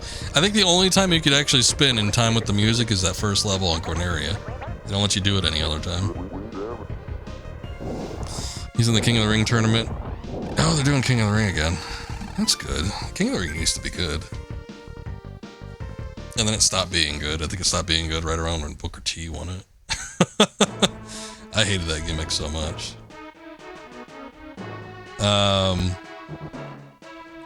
He's up against Jay, probably against Randy in the finale. Oh, there's no way Jay's winning that shit. No, they do face versus face. And besides, like, Orton's such a tweener. I think he's only a face right now because he came back from like a long injury hiatus. I could see Orton turning like real quick. But he's always kind of been tweener-ish, even if he is doing, you know, mostly face. It's the Detroit Lions themed John Cena shirt. Seems a little lopsided to me, but Good luck. might be fun. Oh, this place. I remember this one. This is the one that, this is a weird one. This is like, most of the enemies were like animals. Like, okay, I know they all look like blank polygons, but that was the implication, was that they were all supposed to be organic, except for these things. I guess these things aren't. Okay, so it was a mix, but there was like squids. I think this is the one with the whale. There's like a whale that gives you a shitload of items if you do something. I don't know what though. I forget.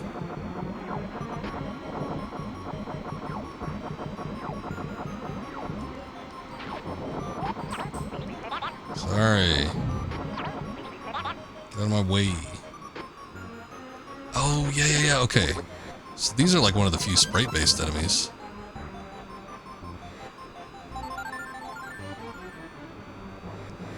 There's another one where the soundtrack just is like completely fixated on like the level.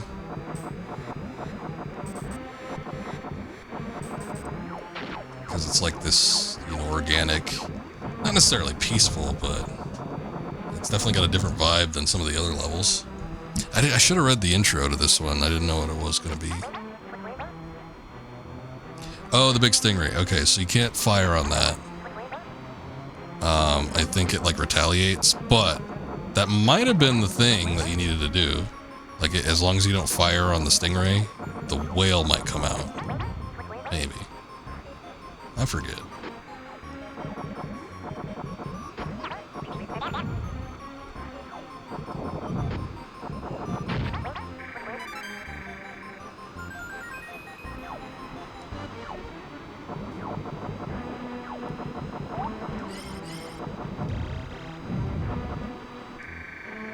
This soundtrack almost reminds me a little bit of like Uematsu's work.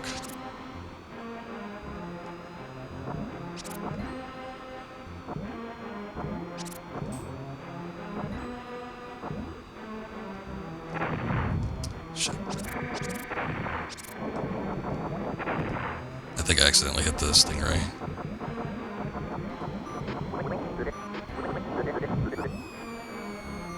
Oh, wait. There it is.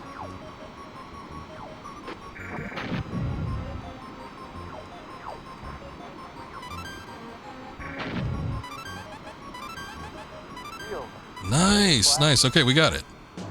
I think what it is, I think what it has to be is like you can't hit the stingray. I think that's what it is, because it didn't seem like there was anything else in there that I was doing necessarily. I was like, maybe you have to beat all the enemies. Maybe you have to fend off all the other little organic things, but I don't think it was any of that. I think it was just like not touching the stingray. I thought maybe I hit it at the very end there, but I think we were good. What's this?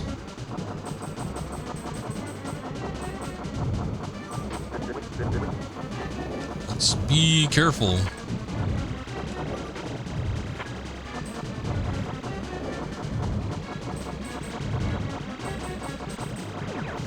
Okay, it's clearly evident weak point on the back doesn't seem to be taking any sort of damage, so. Guessing the arms, maybe? Okay. Blast one off. There's two.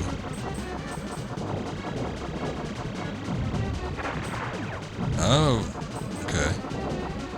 Pumps them back up.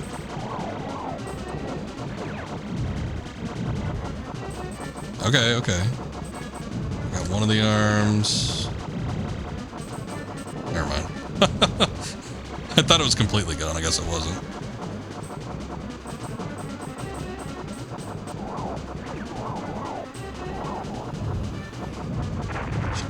Shit.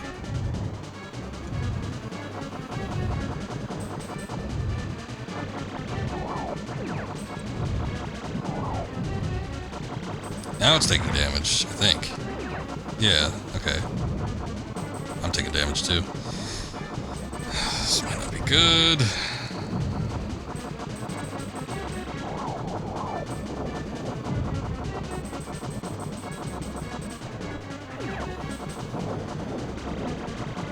It just regains the arms too quick.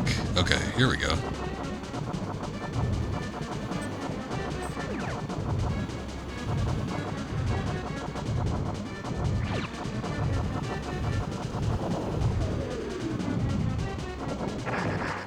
Jesus.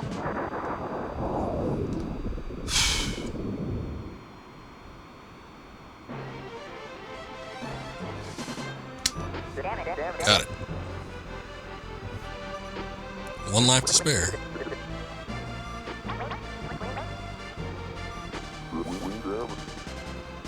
Glad you're getting a John Cena match. He usually doesn't get matches on regular TV shows. Yeah, he's been doing mostly promos on the regular TV. Seems like they're saving most of his matches for pay-per-view. Although, I wouldn't be surprised if it ends up being like a gimmicked match or something. Like somebody does a run-in or something before the end comes. Get like 2 minutes of match. It's not like he does too much anyway. Get a little AA in there, 5-knuckle shuffle maybe? Or does he even do that now that he's a heel? Probably not. Oh, Asuka came back. She's been out for a minute.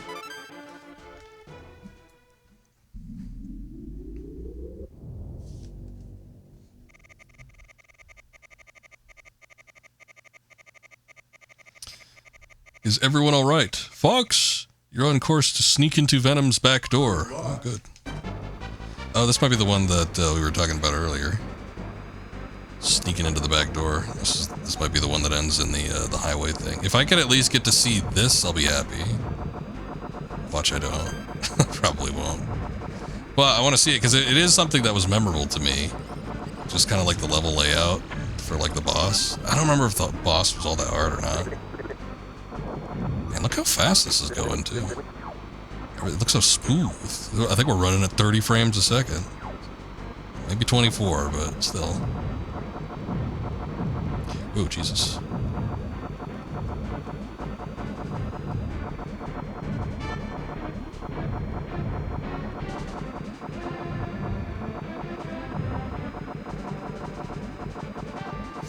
Speaking of Asuka, I remember there was I was watching a YouTube video or something, and I remember this guy had a shirt on, and I thought the design looked really cool. I'm like, wow, it's a cool looking shirt. And I had no clue what it was, because I could only ever see a partial piece of it in the video that he was wearing it in. And I remember looking, like, seeing, okay, it's like kind of, I could tell that it was kind of like some sort of kabuki looking thing. So I was looking, you know, if there was any modern designs or something that kind of had that kind of motif to it. And I don't know, I gave up after a minute. I wasn't finding it. But then years later, I remember seeing an Asuka shirt. I forget why. I saw it on eBay. I think I might have been looking for an action figure of hers. And I think I remember seeing the shirt there. It was the exact same shirt that I saw in the video. It was her NXT shirt. I think she only had the one. But it was like gray, and it had like, I don't know, it kind of had like the paint splatter motif to it. It was a really cool looking shirt. I think I ended up picking it up. It's in my closet somewhere. I don't think I've ever worn it, but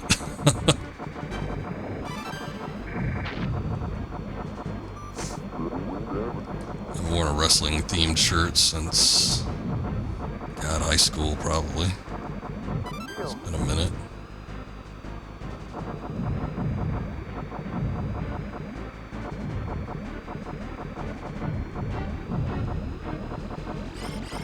But I liked the design.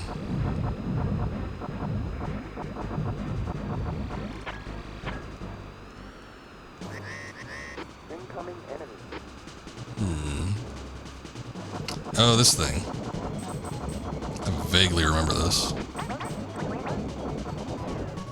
Retros.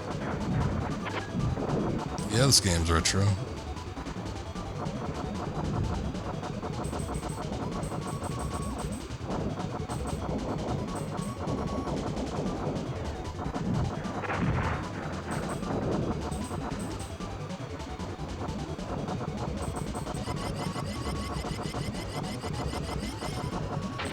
Whoa, Jesus.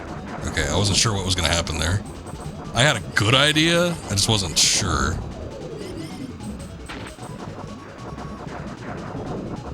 Damn, I feel like I'm not doing any damage anymore. Okay, we got one of them.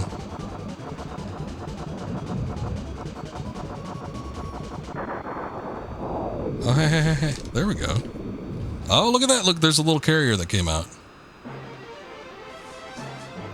That was like a trick or something because it still had, it looked like it had about half its health bar left. So I guess once you destroy the one. Alright, we're going into Venom. 100%, not bad. Do I get another continue? Or do I get a life? No, okay. Ah, here it is. Alright, yep, this is the one. As I was talking about before. Shit. I'm gonna die. Son of a bitch, I'm gonna die. Yeah, it's like a little roadway. Okay, it's not running as fast as I remember it, but it's still pretty quick. I remember this like picking up major speed. It still looks like it's pretty smooth though. Look at that. That's gotta be maybe what, like 18 frames? It's a sight better than the 10 that we normally get. But there's all these little cars and stuff that come on here. It's kind of cool.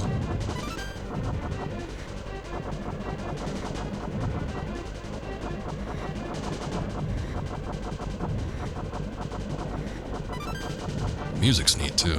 It's not very thematic, but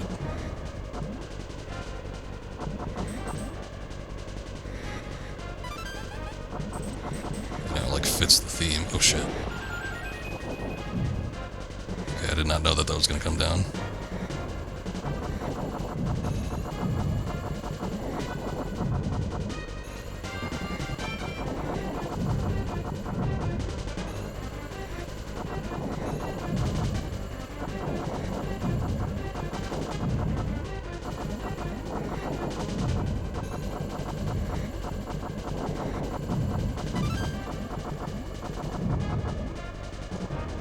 Yeah, look at that. That looks pretty fast.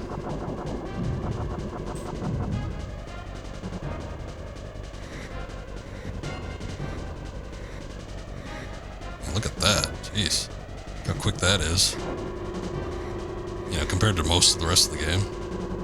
Ah, there they are. Okay, so they are polygon models, but the little riders on them are sprites. That's what it was. Yeah, this is a cool boss battle. Or this is a cool level just in general. I think it's still part of the Venom level. But it's really neat.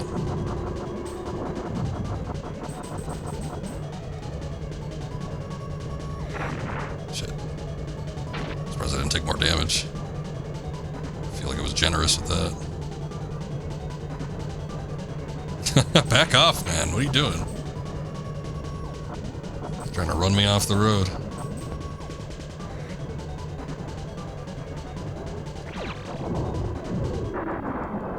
There we go.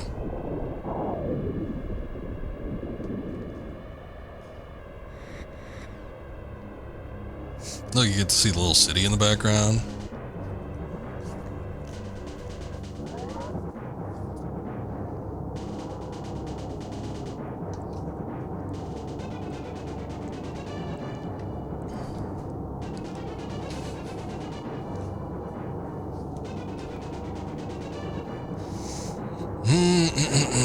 should be it. I think we're fighting Andros again.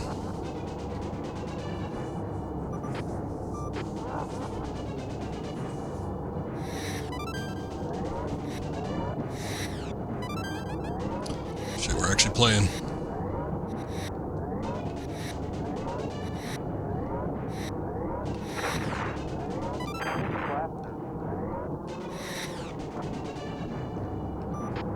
We're playing, but he ain't.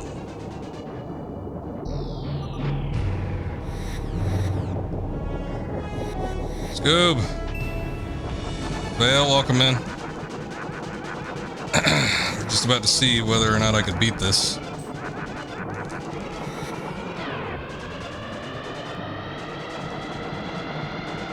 Thank you for the raid, Scoob. I appreciate that. One nerd to another. Welcome in, Buns. Thank you. Plenty of nerds going on. I can't get you a proper shout out here, Scoob. We'll see if I can do it in a sec. What were you playing? I know you were playing that, shoot, what was it? I don't know the name of it, but I've seen Vale play it before. Nah, I think it's only set up where mods can do it, Vale. I appreciate the effort, though. Thank you, thank you. Welcome in, Scoob. Thank you for the raid. Welcome in, everybody. We're doing the original Star Fox on Super Nintendo off of a real Super Nintendo console. I'm playing through Super Nintendo and the RetroTink 5X. Currently, we're doing level 2 of the original Star Fox, which has been a bit of a rough endeavor, but I managed to get through it. Sort of. Oh, Bunce tried to? Sorry, guys. It's just not cut out for that, I guess. There he is. See, he's not a cube like he was in level 1. Level 1, he was just a cube. Now he's got little extra shapes on him. That means he's harder to kill.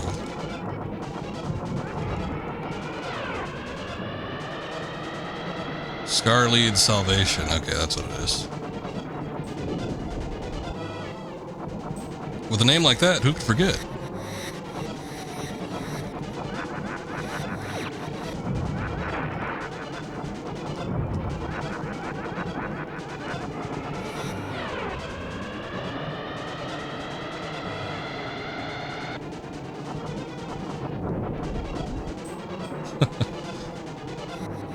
I know. Got a good mod squad over there. I've only got my one.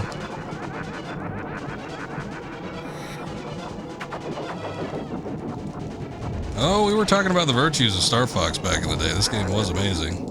I still considered it fairly late in the Super Nintendo's life cycle, but somebody was trying to dispute me. Hey, we did it! Yay! Son of a bitch. I don't need to do anything else. This whole thing's on autopilot. You guys came in just at the right time. And had I lost, I would have just shut off the stream right there. I would have been too embarrassed.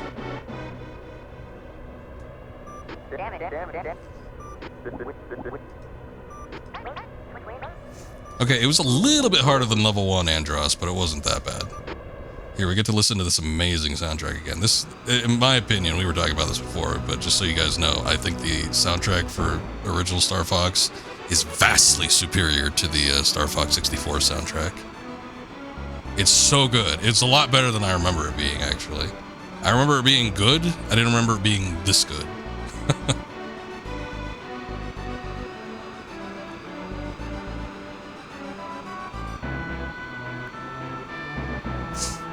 Oh, and Scoop did a little Silent Hill 2 at the end there. Nice, nice. I'll have to take a look at that.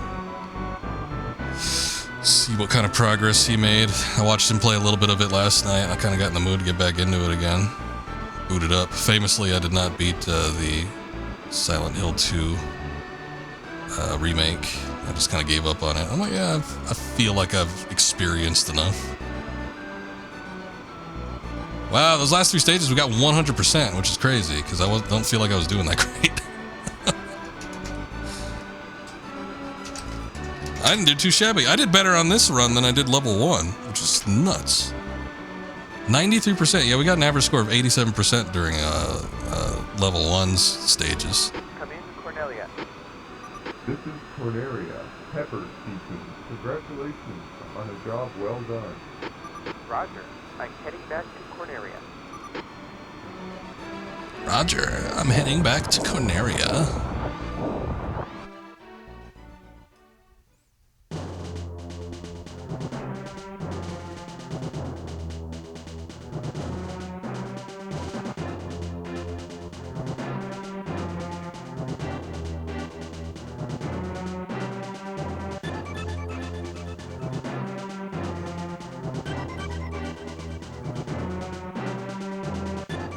I think I've had more fun with this game, Vale, than I did with 64.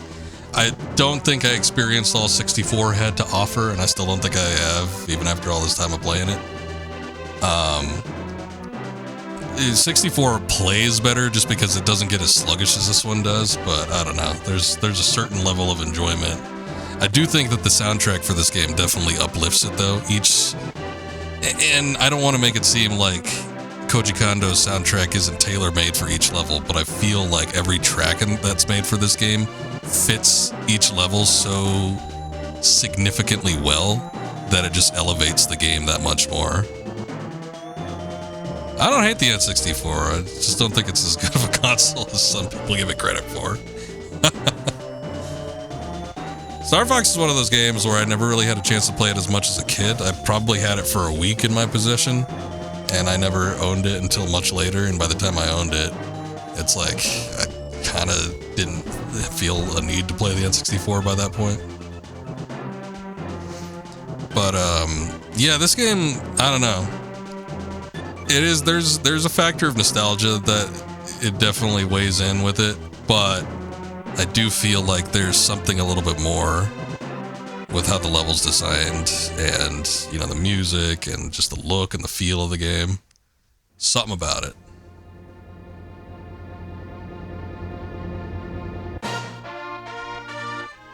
Here we go. Listen to this. Telling your N64 I hate it. See what kind of reaction it gets. I'm curious.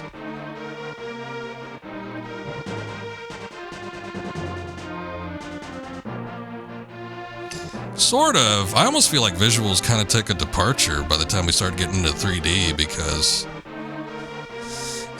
you had, I would say 5th generation, when you had Sega Genesis and Super Nintendo, you had, listen to that, you had some absolutely beautiful sprite work, like which, the visuals of which would capture the imagination of anybody. I mean, I still think of some games like, you know, Secret of Mana on Super Nintendo, Final Fantasy VI, this game in some ways, Link to the Past. I think there's some of the best looking games like ever made, despite, you know, the limitations.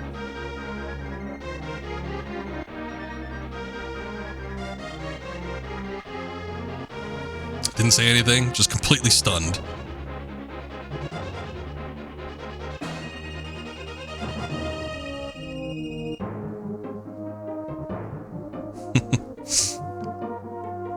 Ben Cheese, I know him.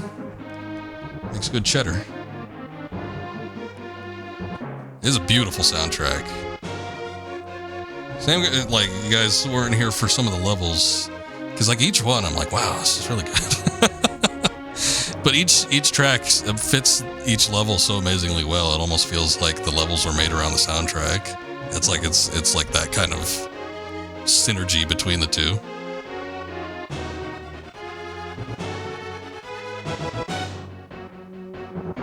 But this is not a Koji Kondo soundtrack. Koji Kondo was doing a lot of music at the time.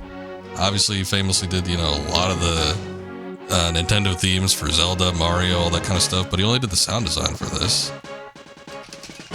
His name was in the credits, but let me see if I can pull up who did the music. It was Hajime Hirasawa who did the soundtrack for this one. Which, what else did he do? Because, like, I wonder if he did any other games. This guy did not work on a lot of games. He did 2 games. That's it. He did Time Twist, Rekishi no Katsumi, and then the rest cuts off. What is it? Oh, that's it. Time Twist, Rekishi no Katsumi, or otherwise known as The Corners of History. I don't know what the hell this game is. It was on the Famicom disk system. Holy shit! I didn't even realize that game that extension had many games on it. So he did Star Fox, which goddamn, that's a hell of a way to go out because that was the last thing he worked on. He got a special thanks in Wave Race in 1992. He did something on Super Scope 6, but he's uncredited as to what he did. And then he did the music for Time Twist, Rekishi no Katsumi. So, hats off to him. No wonder I haven't heard of him, because he didn't really have a whole lot of credits. But, goddamn, if he didn't do a good job with the Star Fox soundtrack, holy shit. But anyway.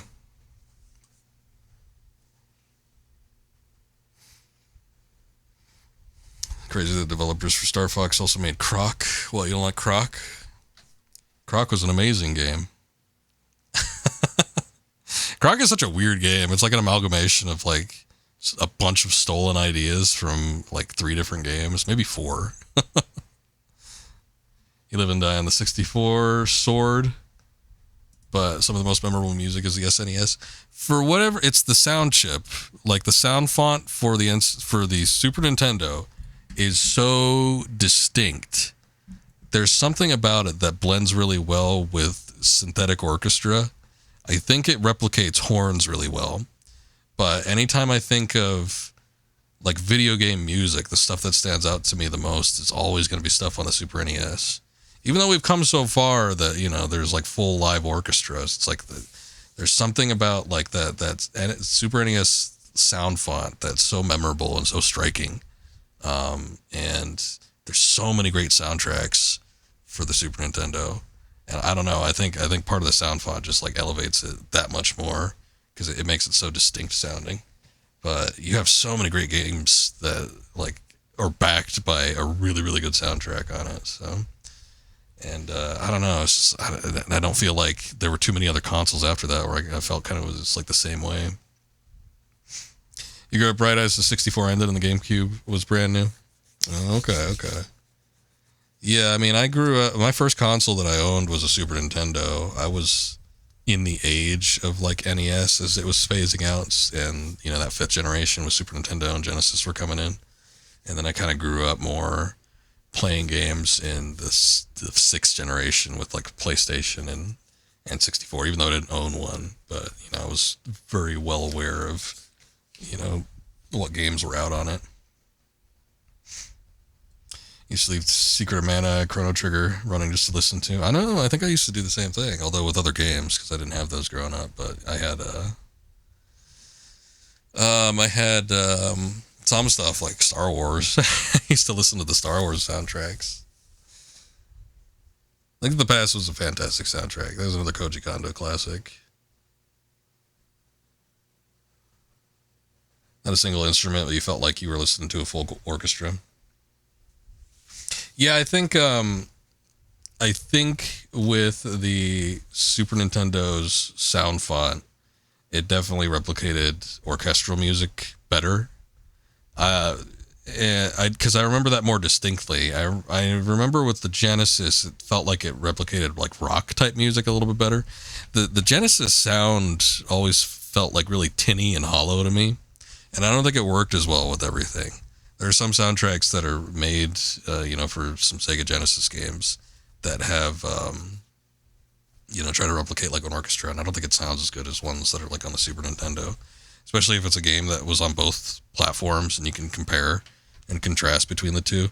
Usually the more orchestral sounding ones, they tended to sound better on the Super Nintendo. But I do think the Sega Genesis, it had, I don't know, because of its sort of like tinny sound, it did more kind of like electric, rock, maybe even like a techno type music a little bit better. I think stuff like that sounded a little better on it. But generally speaking, I do think I prefer the Super NES overall. I did not grow up with the Genesis, and I haven't played too many games on it, but so it might not be a fair comparison just from my end. But yeah, that's just kind of the impressions I've got from it. Also, we beat this game once already, so this is our second time beating it. It does not boot back to the start menu, and we do not have like a shortcut that we can access, so I can't just like press the bumpers and start and select. I actually have to reach over and hit the reset button. We'll do a little bit of level 3. I don't think I'm gonna get very far. This game is hard. This game is not easy. I didn't think it would be by any stretch of the imagination, but goddamn, let's get my ass handed to me on level 1. I was surprised I did level 2 as good as I did, because we sort of tore through that one. See, again, I think I just remember level 2, the levels on the difficulty of level 2 more than I do remember the ones on level 1. But let's check it out. Let's see what level 3's all about. Yeah, see, the Sonic soundtracks sound fine to me. I always thought those sounded good on the Genesis. And maybe they're a little bit more like electronic, rock, techno-oriented. Yeah, you can't go back. We were sort of talking about that earlier when I beat it the first time around, but it was not out of the norm for Super Nintendo games to do that. I think, it's probably the famous one that everybody would know is Super Mario World. It just kind of ends on that one screen. You can't, do anything. But I found it unusual with this one because it's a relatively short game. I mean, you could beat it in less than an hour, and, it's more arcadey. So the fact that you can't, just back out to do another run, I just thought it was kind of weird. See, this corner area is different because it's, sunset now. I feel like the previous two were all set at the same time of day.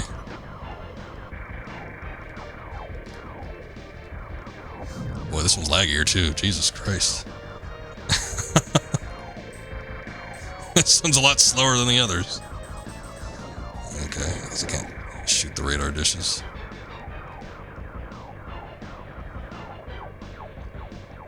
Ooh, they're putting the gates in at an angle. Kinda gotta lean into them a little more.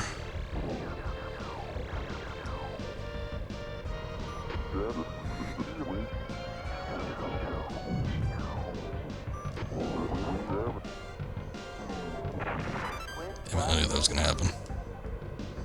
Polygon sure can fly. Hey, for 1993 on the Super Nintendo, this was a damn impressive tech. You only got to see polygons like this, and I Want My MTV music video. Dire Straits, was it? Yeah. Jesus. Okay. That was really bad.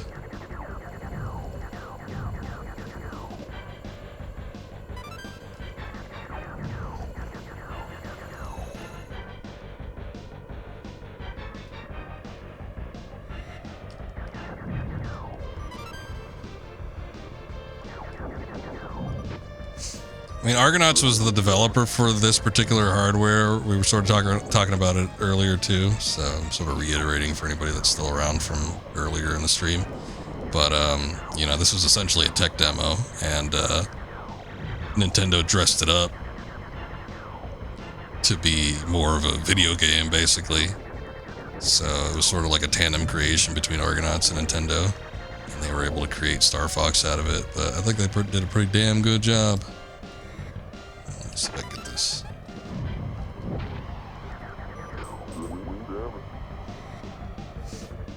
Sounds like he's saying we jamming also. Missed that earlier.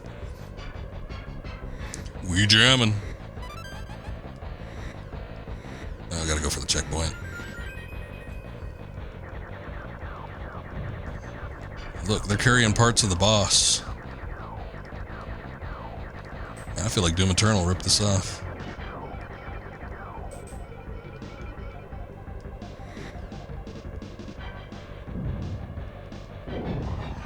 Bored in a power outage and full of beans.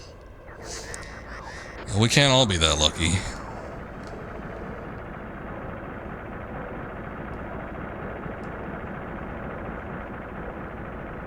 Oh, see, this is different. We got a tank now instead of the carrier from the first two Corneria. So this Corneria level is actually a lot different than the other two.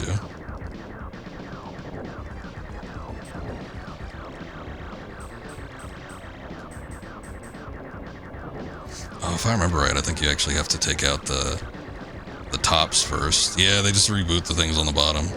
God damn it.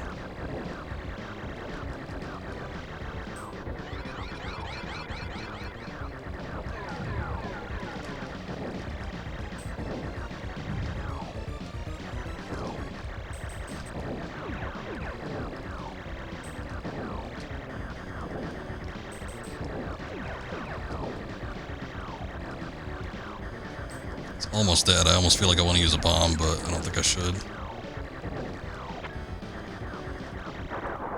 There we go. Jesus.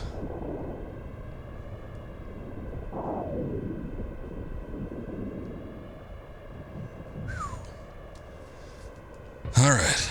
Not bad. Hey, they got me. They let me do the spin. You can only do it on Corneria, I found. They take control away from you before you can hit the sting. And we get a 70. Jesus, it's embarrassing. I don't think I got a 70 on any of the previous levels I played. All right, time for the asteroid field. These are notoriously some of the worst. Some of the worst levels in this game. Also, 11 Tech Demos become a game, and beyond. Suikoden 1 was also a tech demo. 2 was the original premise and got greenlit after the performance of 1. That's neat. I don't remember that backstory. Use an L and R to escape the tractor beam of the enemy battleship. You can do it, Fox. Okay. I don't know that he's ever given tooltips in the level descriptions before.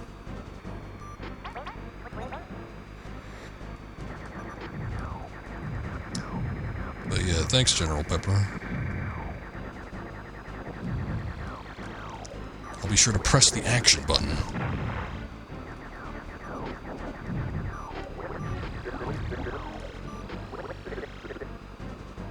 Shut up, Slippy.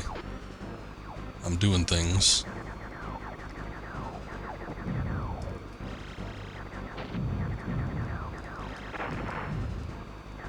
Oh god, I'm already at half health. I don't think I took that much damage, jeez.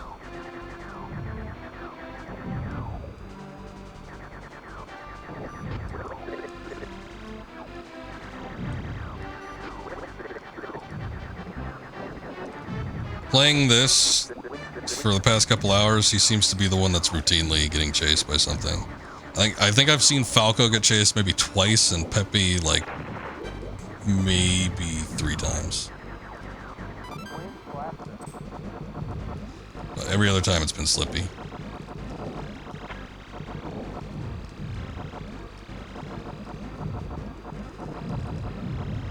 Which I don't even like saving them because all they do is get in your way.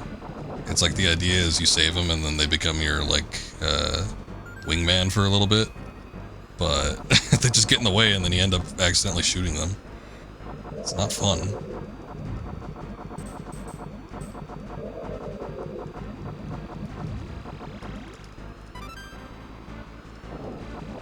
Look, see, they're twice in the same level. He gets to save his ass twice.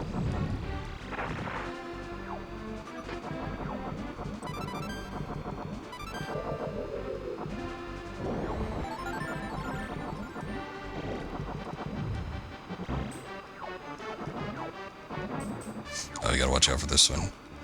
I think he throws those asteroids at you.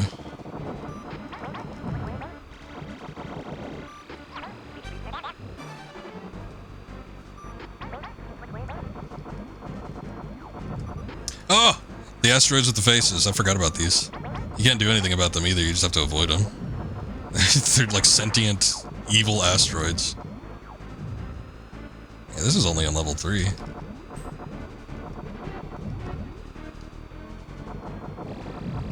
Oh, Jesus.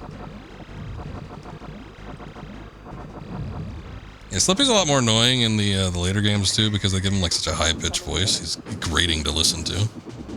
Oh, the blender. Oh, I hate the blender. Okay, the bad thing about this one is that it spins around. Much like when you spin an R-Wing around, you can deflect bolts. This thing does the exact same thing, so you can't hit it while it's spinning.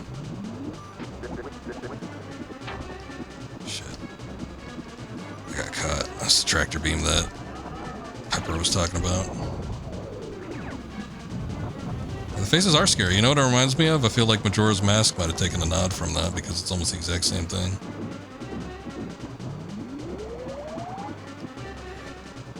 Dodged it.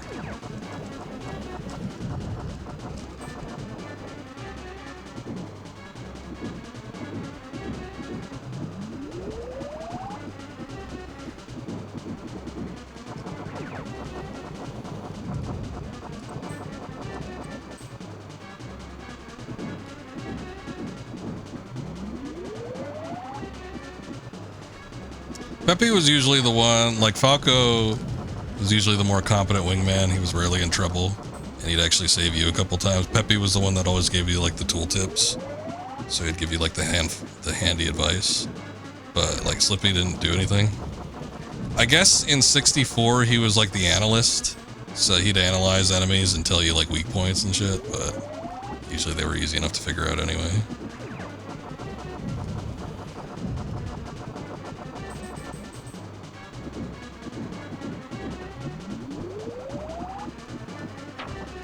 Oh shit.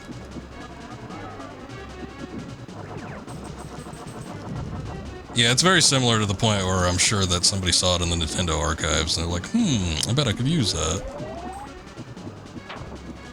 God damn it.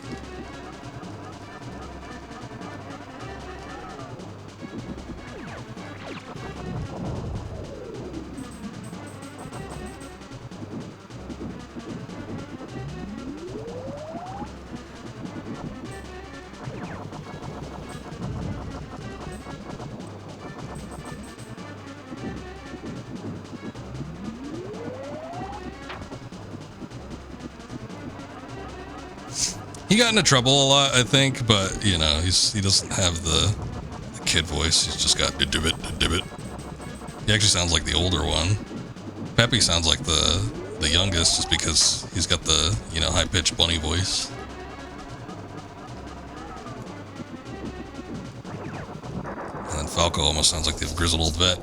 That one is rough. I don't even think it could reflect the level 2 twin blasters, because I know I hit it a couple times while it was spinning. And it didn't reflect the bolts back at me. That one gets super rough when you just have the basic lasers, though, and it could just bounce the bolts back at you. It sucks. I probably would have died had I not had the level 2, if that is in fact the case, where it can't bounce those back. That was kind of arduous, though. That took a minute. I got a credit, though. That's nice. Fortuna. This is the planet Fortuna's. It's where all the fish live. Andros has taken control of the huge creatures who live on Fortuna. Ah, the tunas, yes. Take care, Fox. This is the groovy music. Oh shit, what the hell is this? I don't even remember this level. It's like these sprouting flowers and shit. What is this?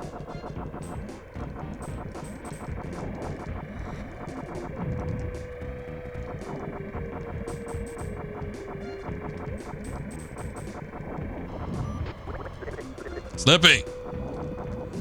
God damn it, son! Get your shit together.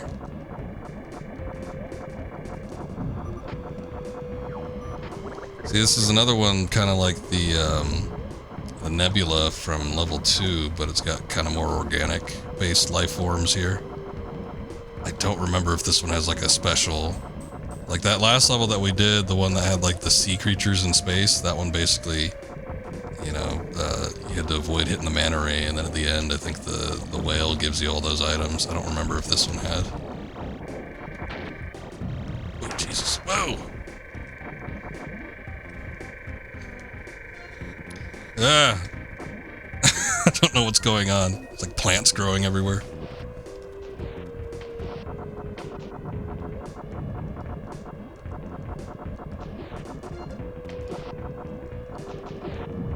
Well, the R-Wing is really close to the screen. Give me a little more FOV. Back up a little bit. Hey, look, Falco finally needs his ass saved.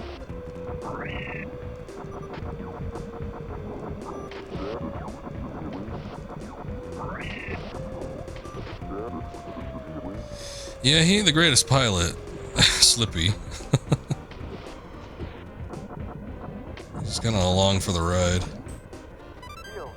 I think that made him kind of, well, I guess Rob sort of fit that role, but I feel like they kind of made him the mechanic of the group too, so he sort of wasn't the best pilot. He was like an analyst in 64, and then I feel like in Adventure and Assault, he kind of fit more of the mechanic role. And I don't know, I guess just because of the tower defense one, maybe he was like in charge of security or some shit later on.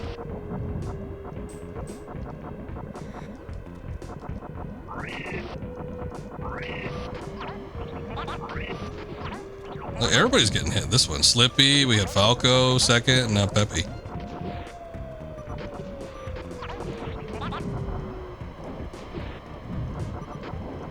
He probably would have worked better as support. Just given how often he's in trouble. Look at them clouds. Look how beautiful those clouds are in the distance.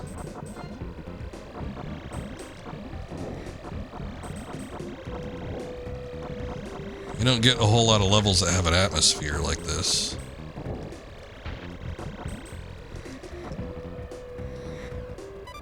Yeah, I just didn't need those. I shouldn't have grabbed it, but whatever.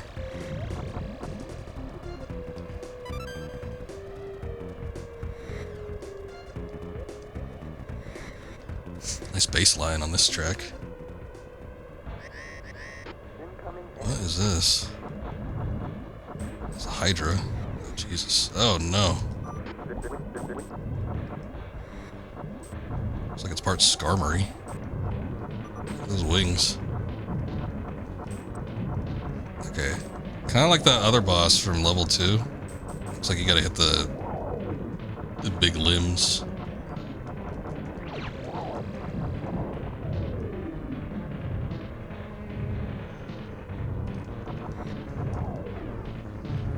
Retro boosters. Is that a Yoshi egg? What the hell? Ah! Oh my god.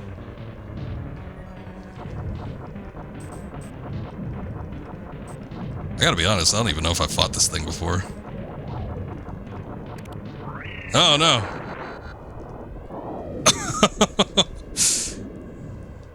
I almost feel bad killing it. It's like spewing all these eggs out of its ass.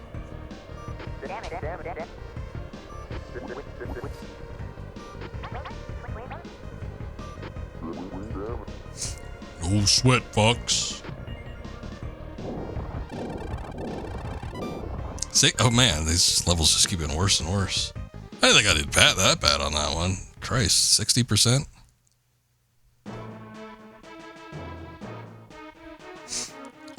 I'm like, no, I did Sector Z though, is a thing. I feel like I've done this one before, so I must have done Fortuna, but I don't remember that bird thing at all. I swear you 100% of this. I mean, this is an old game, so I don't know how recent you played it. Your team is doing well, Fox. I hope you're taking good care of my R-Wings. Go for Macbeth. Good luck.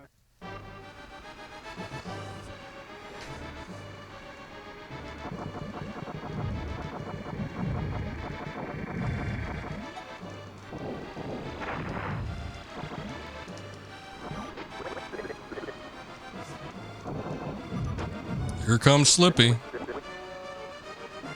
What is going on here? They're like semi-invisible polygons. Oh, that's cool. It's like one big missile that's split into like 6 tiny ones.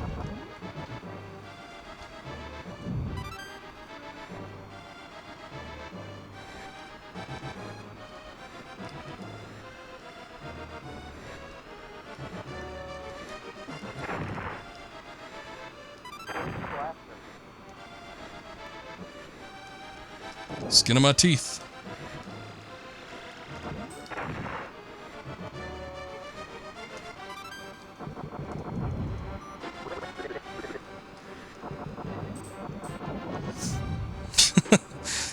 Go home, Slippy. You don't belong in this world.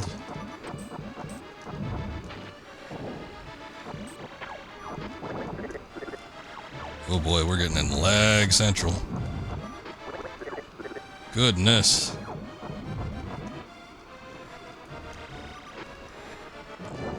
Ugh.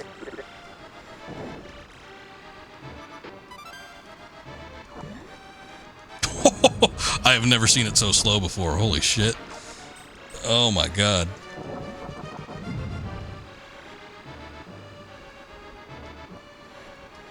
Shield.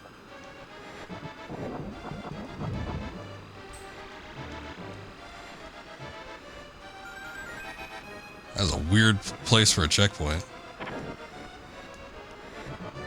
Okay. Oh yeah. Yeah. Yeah. It's a damn good thing I got a shield on. Oh, yeah, I love that. Alright. I didn't Falco? I could 100% be honest and say I didn't even do anything. That enemy just ran into a pole all on its lonesome.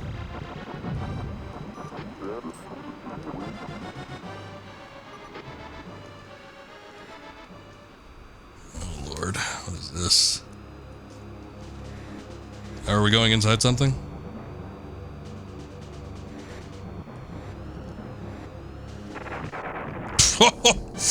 I couldn't even make it in. Shit. Yeah, the Yoshi eggs seem to me like they'd be something memorable. I feel like I would have remembered that, but I don't. Okay. Oh yeah, nice spot for a checkpoint, like right as soon as this shit happens. Oy. Alright. Cool. Oh yeah. Put me in first person view mode too, where I can't see what the hell I'm doing. That was a trick. Oh no, that was... Do not ever get that checkpoint, I think. It's probably better to start from the beginning anyways, so you could warrant getting like a twin blaster.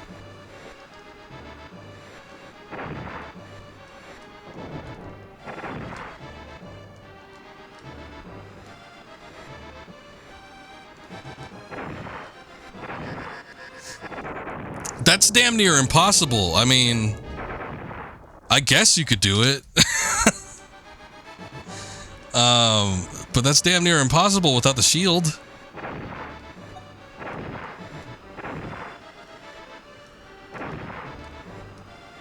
I don't think I could do it in first person. Like I know I'm taking a few hits, like switching from first person to third person.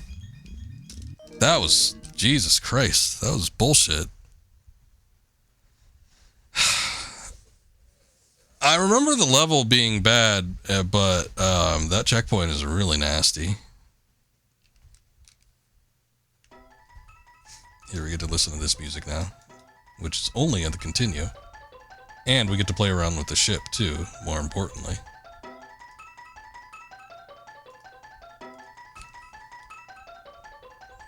Look at that. Hold down the A button, you get to create like these little spectrograph looking things.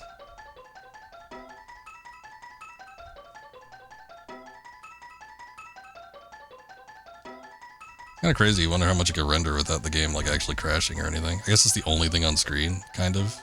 Everything else is pretty much a sprite, so you don't have to worry about like the polygons melting. But that looks like it would cause some kind of system crash or something for a console way back in the day.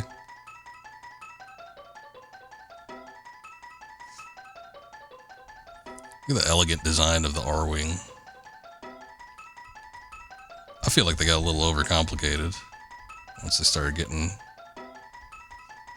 Maybe not like N64, but definitely about like GameCube. Something started looking weird about him. I didn't like him as much.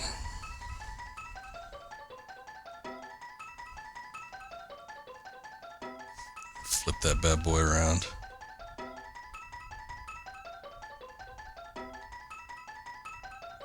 There we go, look at that. Ooh, yeah.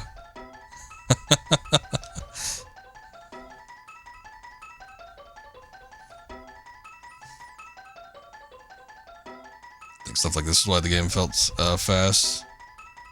Obstacles were laggy, but the scenery is also heading at you full force. Well, we were sort of like talking about it, especially during the level 2 levels, and it's like a good portion of those like throw a lot of the beams and stuff at you, but the slowdown actually helps because you could register it, like just on a visual level, you could register it a little bit better. But there were a couple times where they really streamlined down the levels, and everything was moving. It felt like at least 20 frames a second. Like, I think on average this game probably runs at 15, maybe less frames, and it gets really sluggish in some parts where it probably dips into like single digit frame rate. And there were a couple levels where it was running at like 20, 24 frames, maybe even 30, and its stuff was flying so quickly. And there was a specific level on level 2's levels, like right before you get to Venom, where it was doing that same kind of thing, where it had like a lot of the rotating beams and such, and they were moving so fast, it was hard to register like where it was going to be. Like with those, you have to like fly by it at a certain rate, otherwise you're going to crash into it.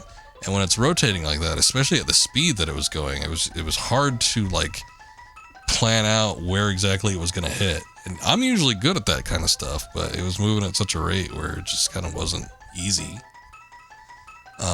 But yeah, I do think that the slowdown in this game actually ended up making it easier to kind of like register.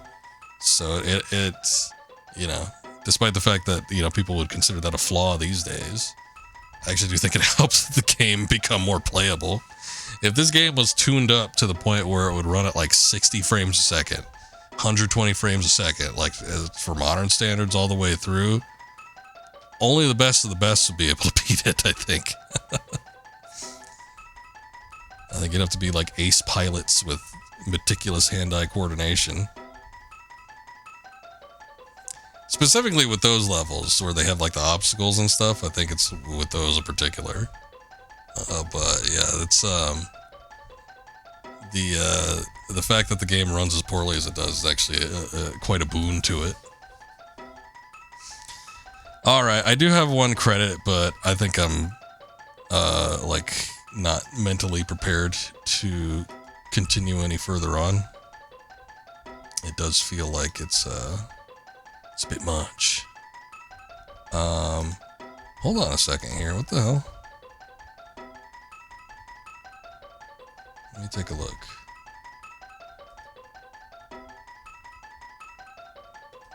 Okay. I'm like looking at the people I follow, and then like Scoob was up. I think Twitch did that weird thing where it didn't register. Somebody actually like being offline. What makes areas like that worse is if you miss and get hit by one of those, you're ping-ponged all over the place. Yeah, pretty much. It doesn't like bat you back and forth, but if you take one hit, like it definitely disrupts the screen, where the screen like starts like getting bright, and then you kind of lose focus. I think the R-wing zooms in a bit, so it's hard to see what else is coming towards you. So it's like it's very easy just to start running into a bunch of other shit as you're going through. It does not make it easy. And that one checkpoint was a doozy. Like, holy cow, that was really bad. I didn't expect it to be as bad as it was, but that was a really bad, really bad checkpoint. Probably avoid it next time if I do that level again at some point. But yeah, anyway, I think I'm too out of it to actually continue this. I don't think I'll be able to play this game all the way through Venom on level 3 anyway. Maybe we'll do it some other time, but I think we'll just call it for right now. Satan's checkpoint. I genuinely do think that was a ruse. I think had it had been a fair checkpoint, they would have pushed it back a little bit further, because it wasn't that far back where they gave you shields. Like, I think it was literally just a few feet away. But it was like right after you get the shields, they're like, oh, here's this checkpoint. Okay. See, the thing is, you don't know not to take it because you don't know what's coming up next. So it kind of sucks. But oh well. What do we got going on? Let's see. Thank you, Vale. I do appreciate you being in here, though. Always good chatting with you, and thanks for coming in on the raid. Everybody else, thank you for stopping by, coming in on Scoob's raids. Make sure if you were here beforehand, you check out Drunk Scoob. Awesome streamer, does a lot of variety of stuff. He's doing a lot of different games right now since he's on his little 30-day stream grind, so you'll be seeing a lot of him. I think he's still got at least a few weeks left in that, so we'll see. Let's raid somebody. Who's been up the least? Soundless 7. I wonder if this guy is going to even remember me, because I did the name change recently and everybody seems to forget like who I am. We'll go raid him. He's doing Super Meat Boy, though. He's only been up for about an hour, so he's probably going to be up a little bit longer. I think he's Australian or something. He's from around that neck of the woods, so explains why he's streaming late for us Americans. We'll go check him out doing his Super Meat Boy, apparently no death, 10 level straight run, which I already saw him die, so I guess that's a bust. But anyway, you guys have a good night. I will be back tomorrow. We'll be doing some Super Mario Sunshine. And Wednesday, I think we'll do some Soul Calibur 3 and possibly some multiplayer. So until then, you guys have a good night. We'll catch you later. Bye-bye, everybody.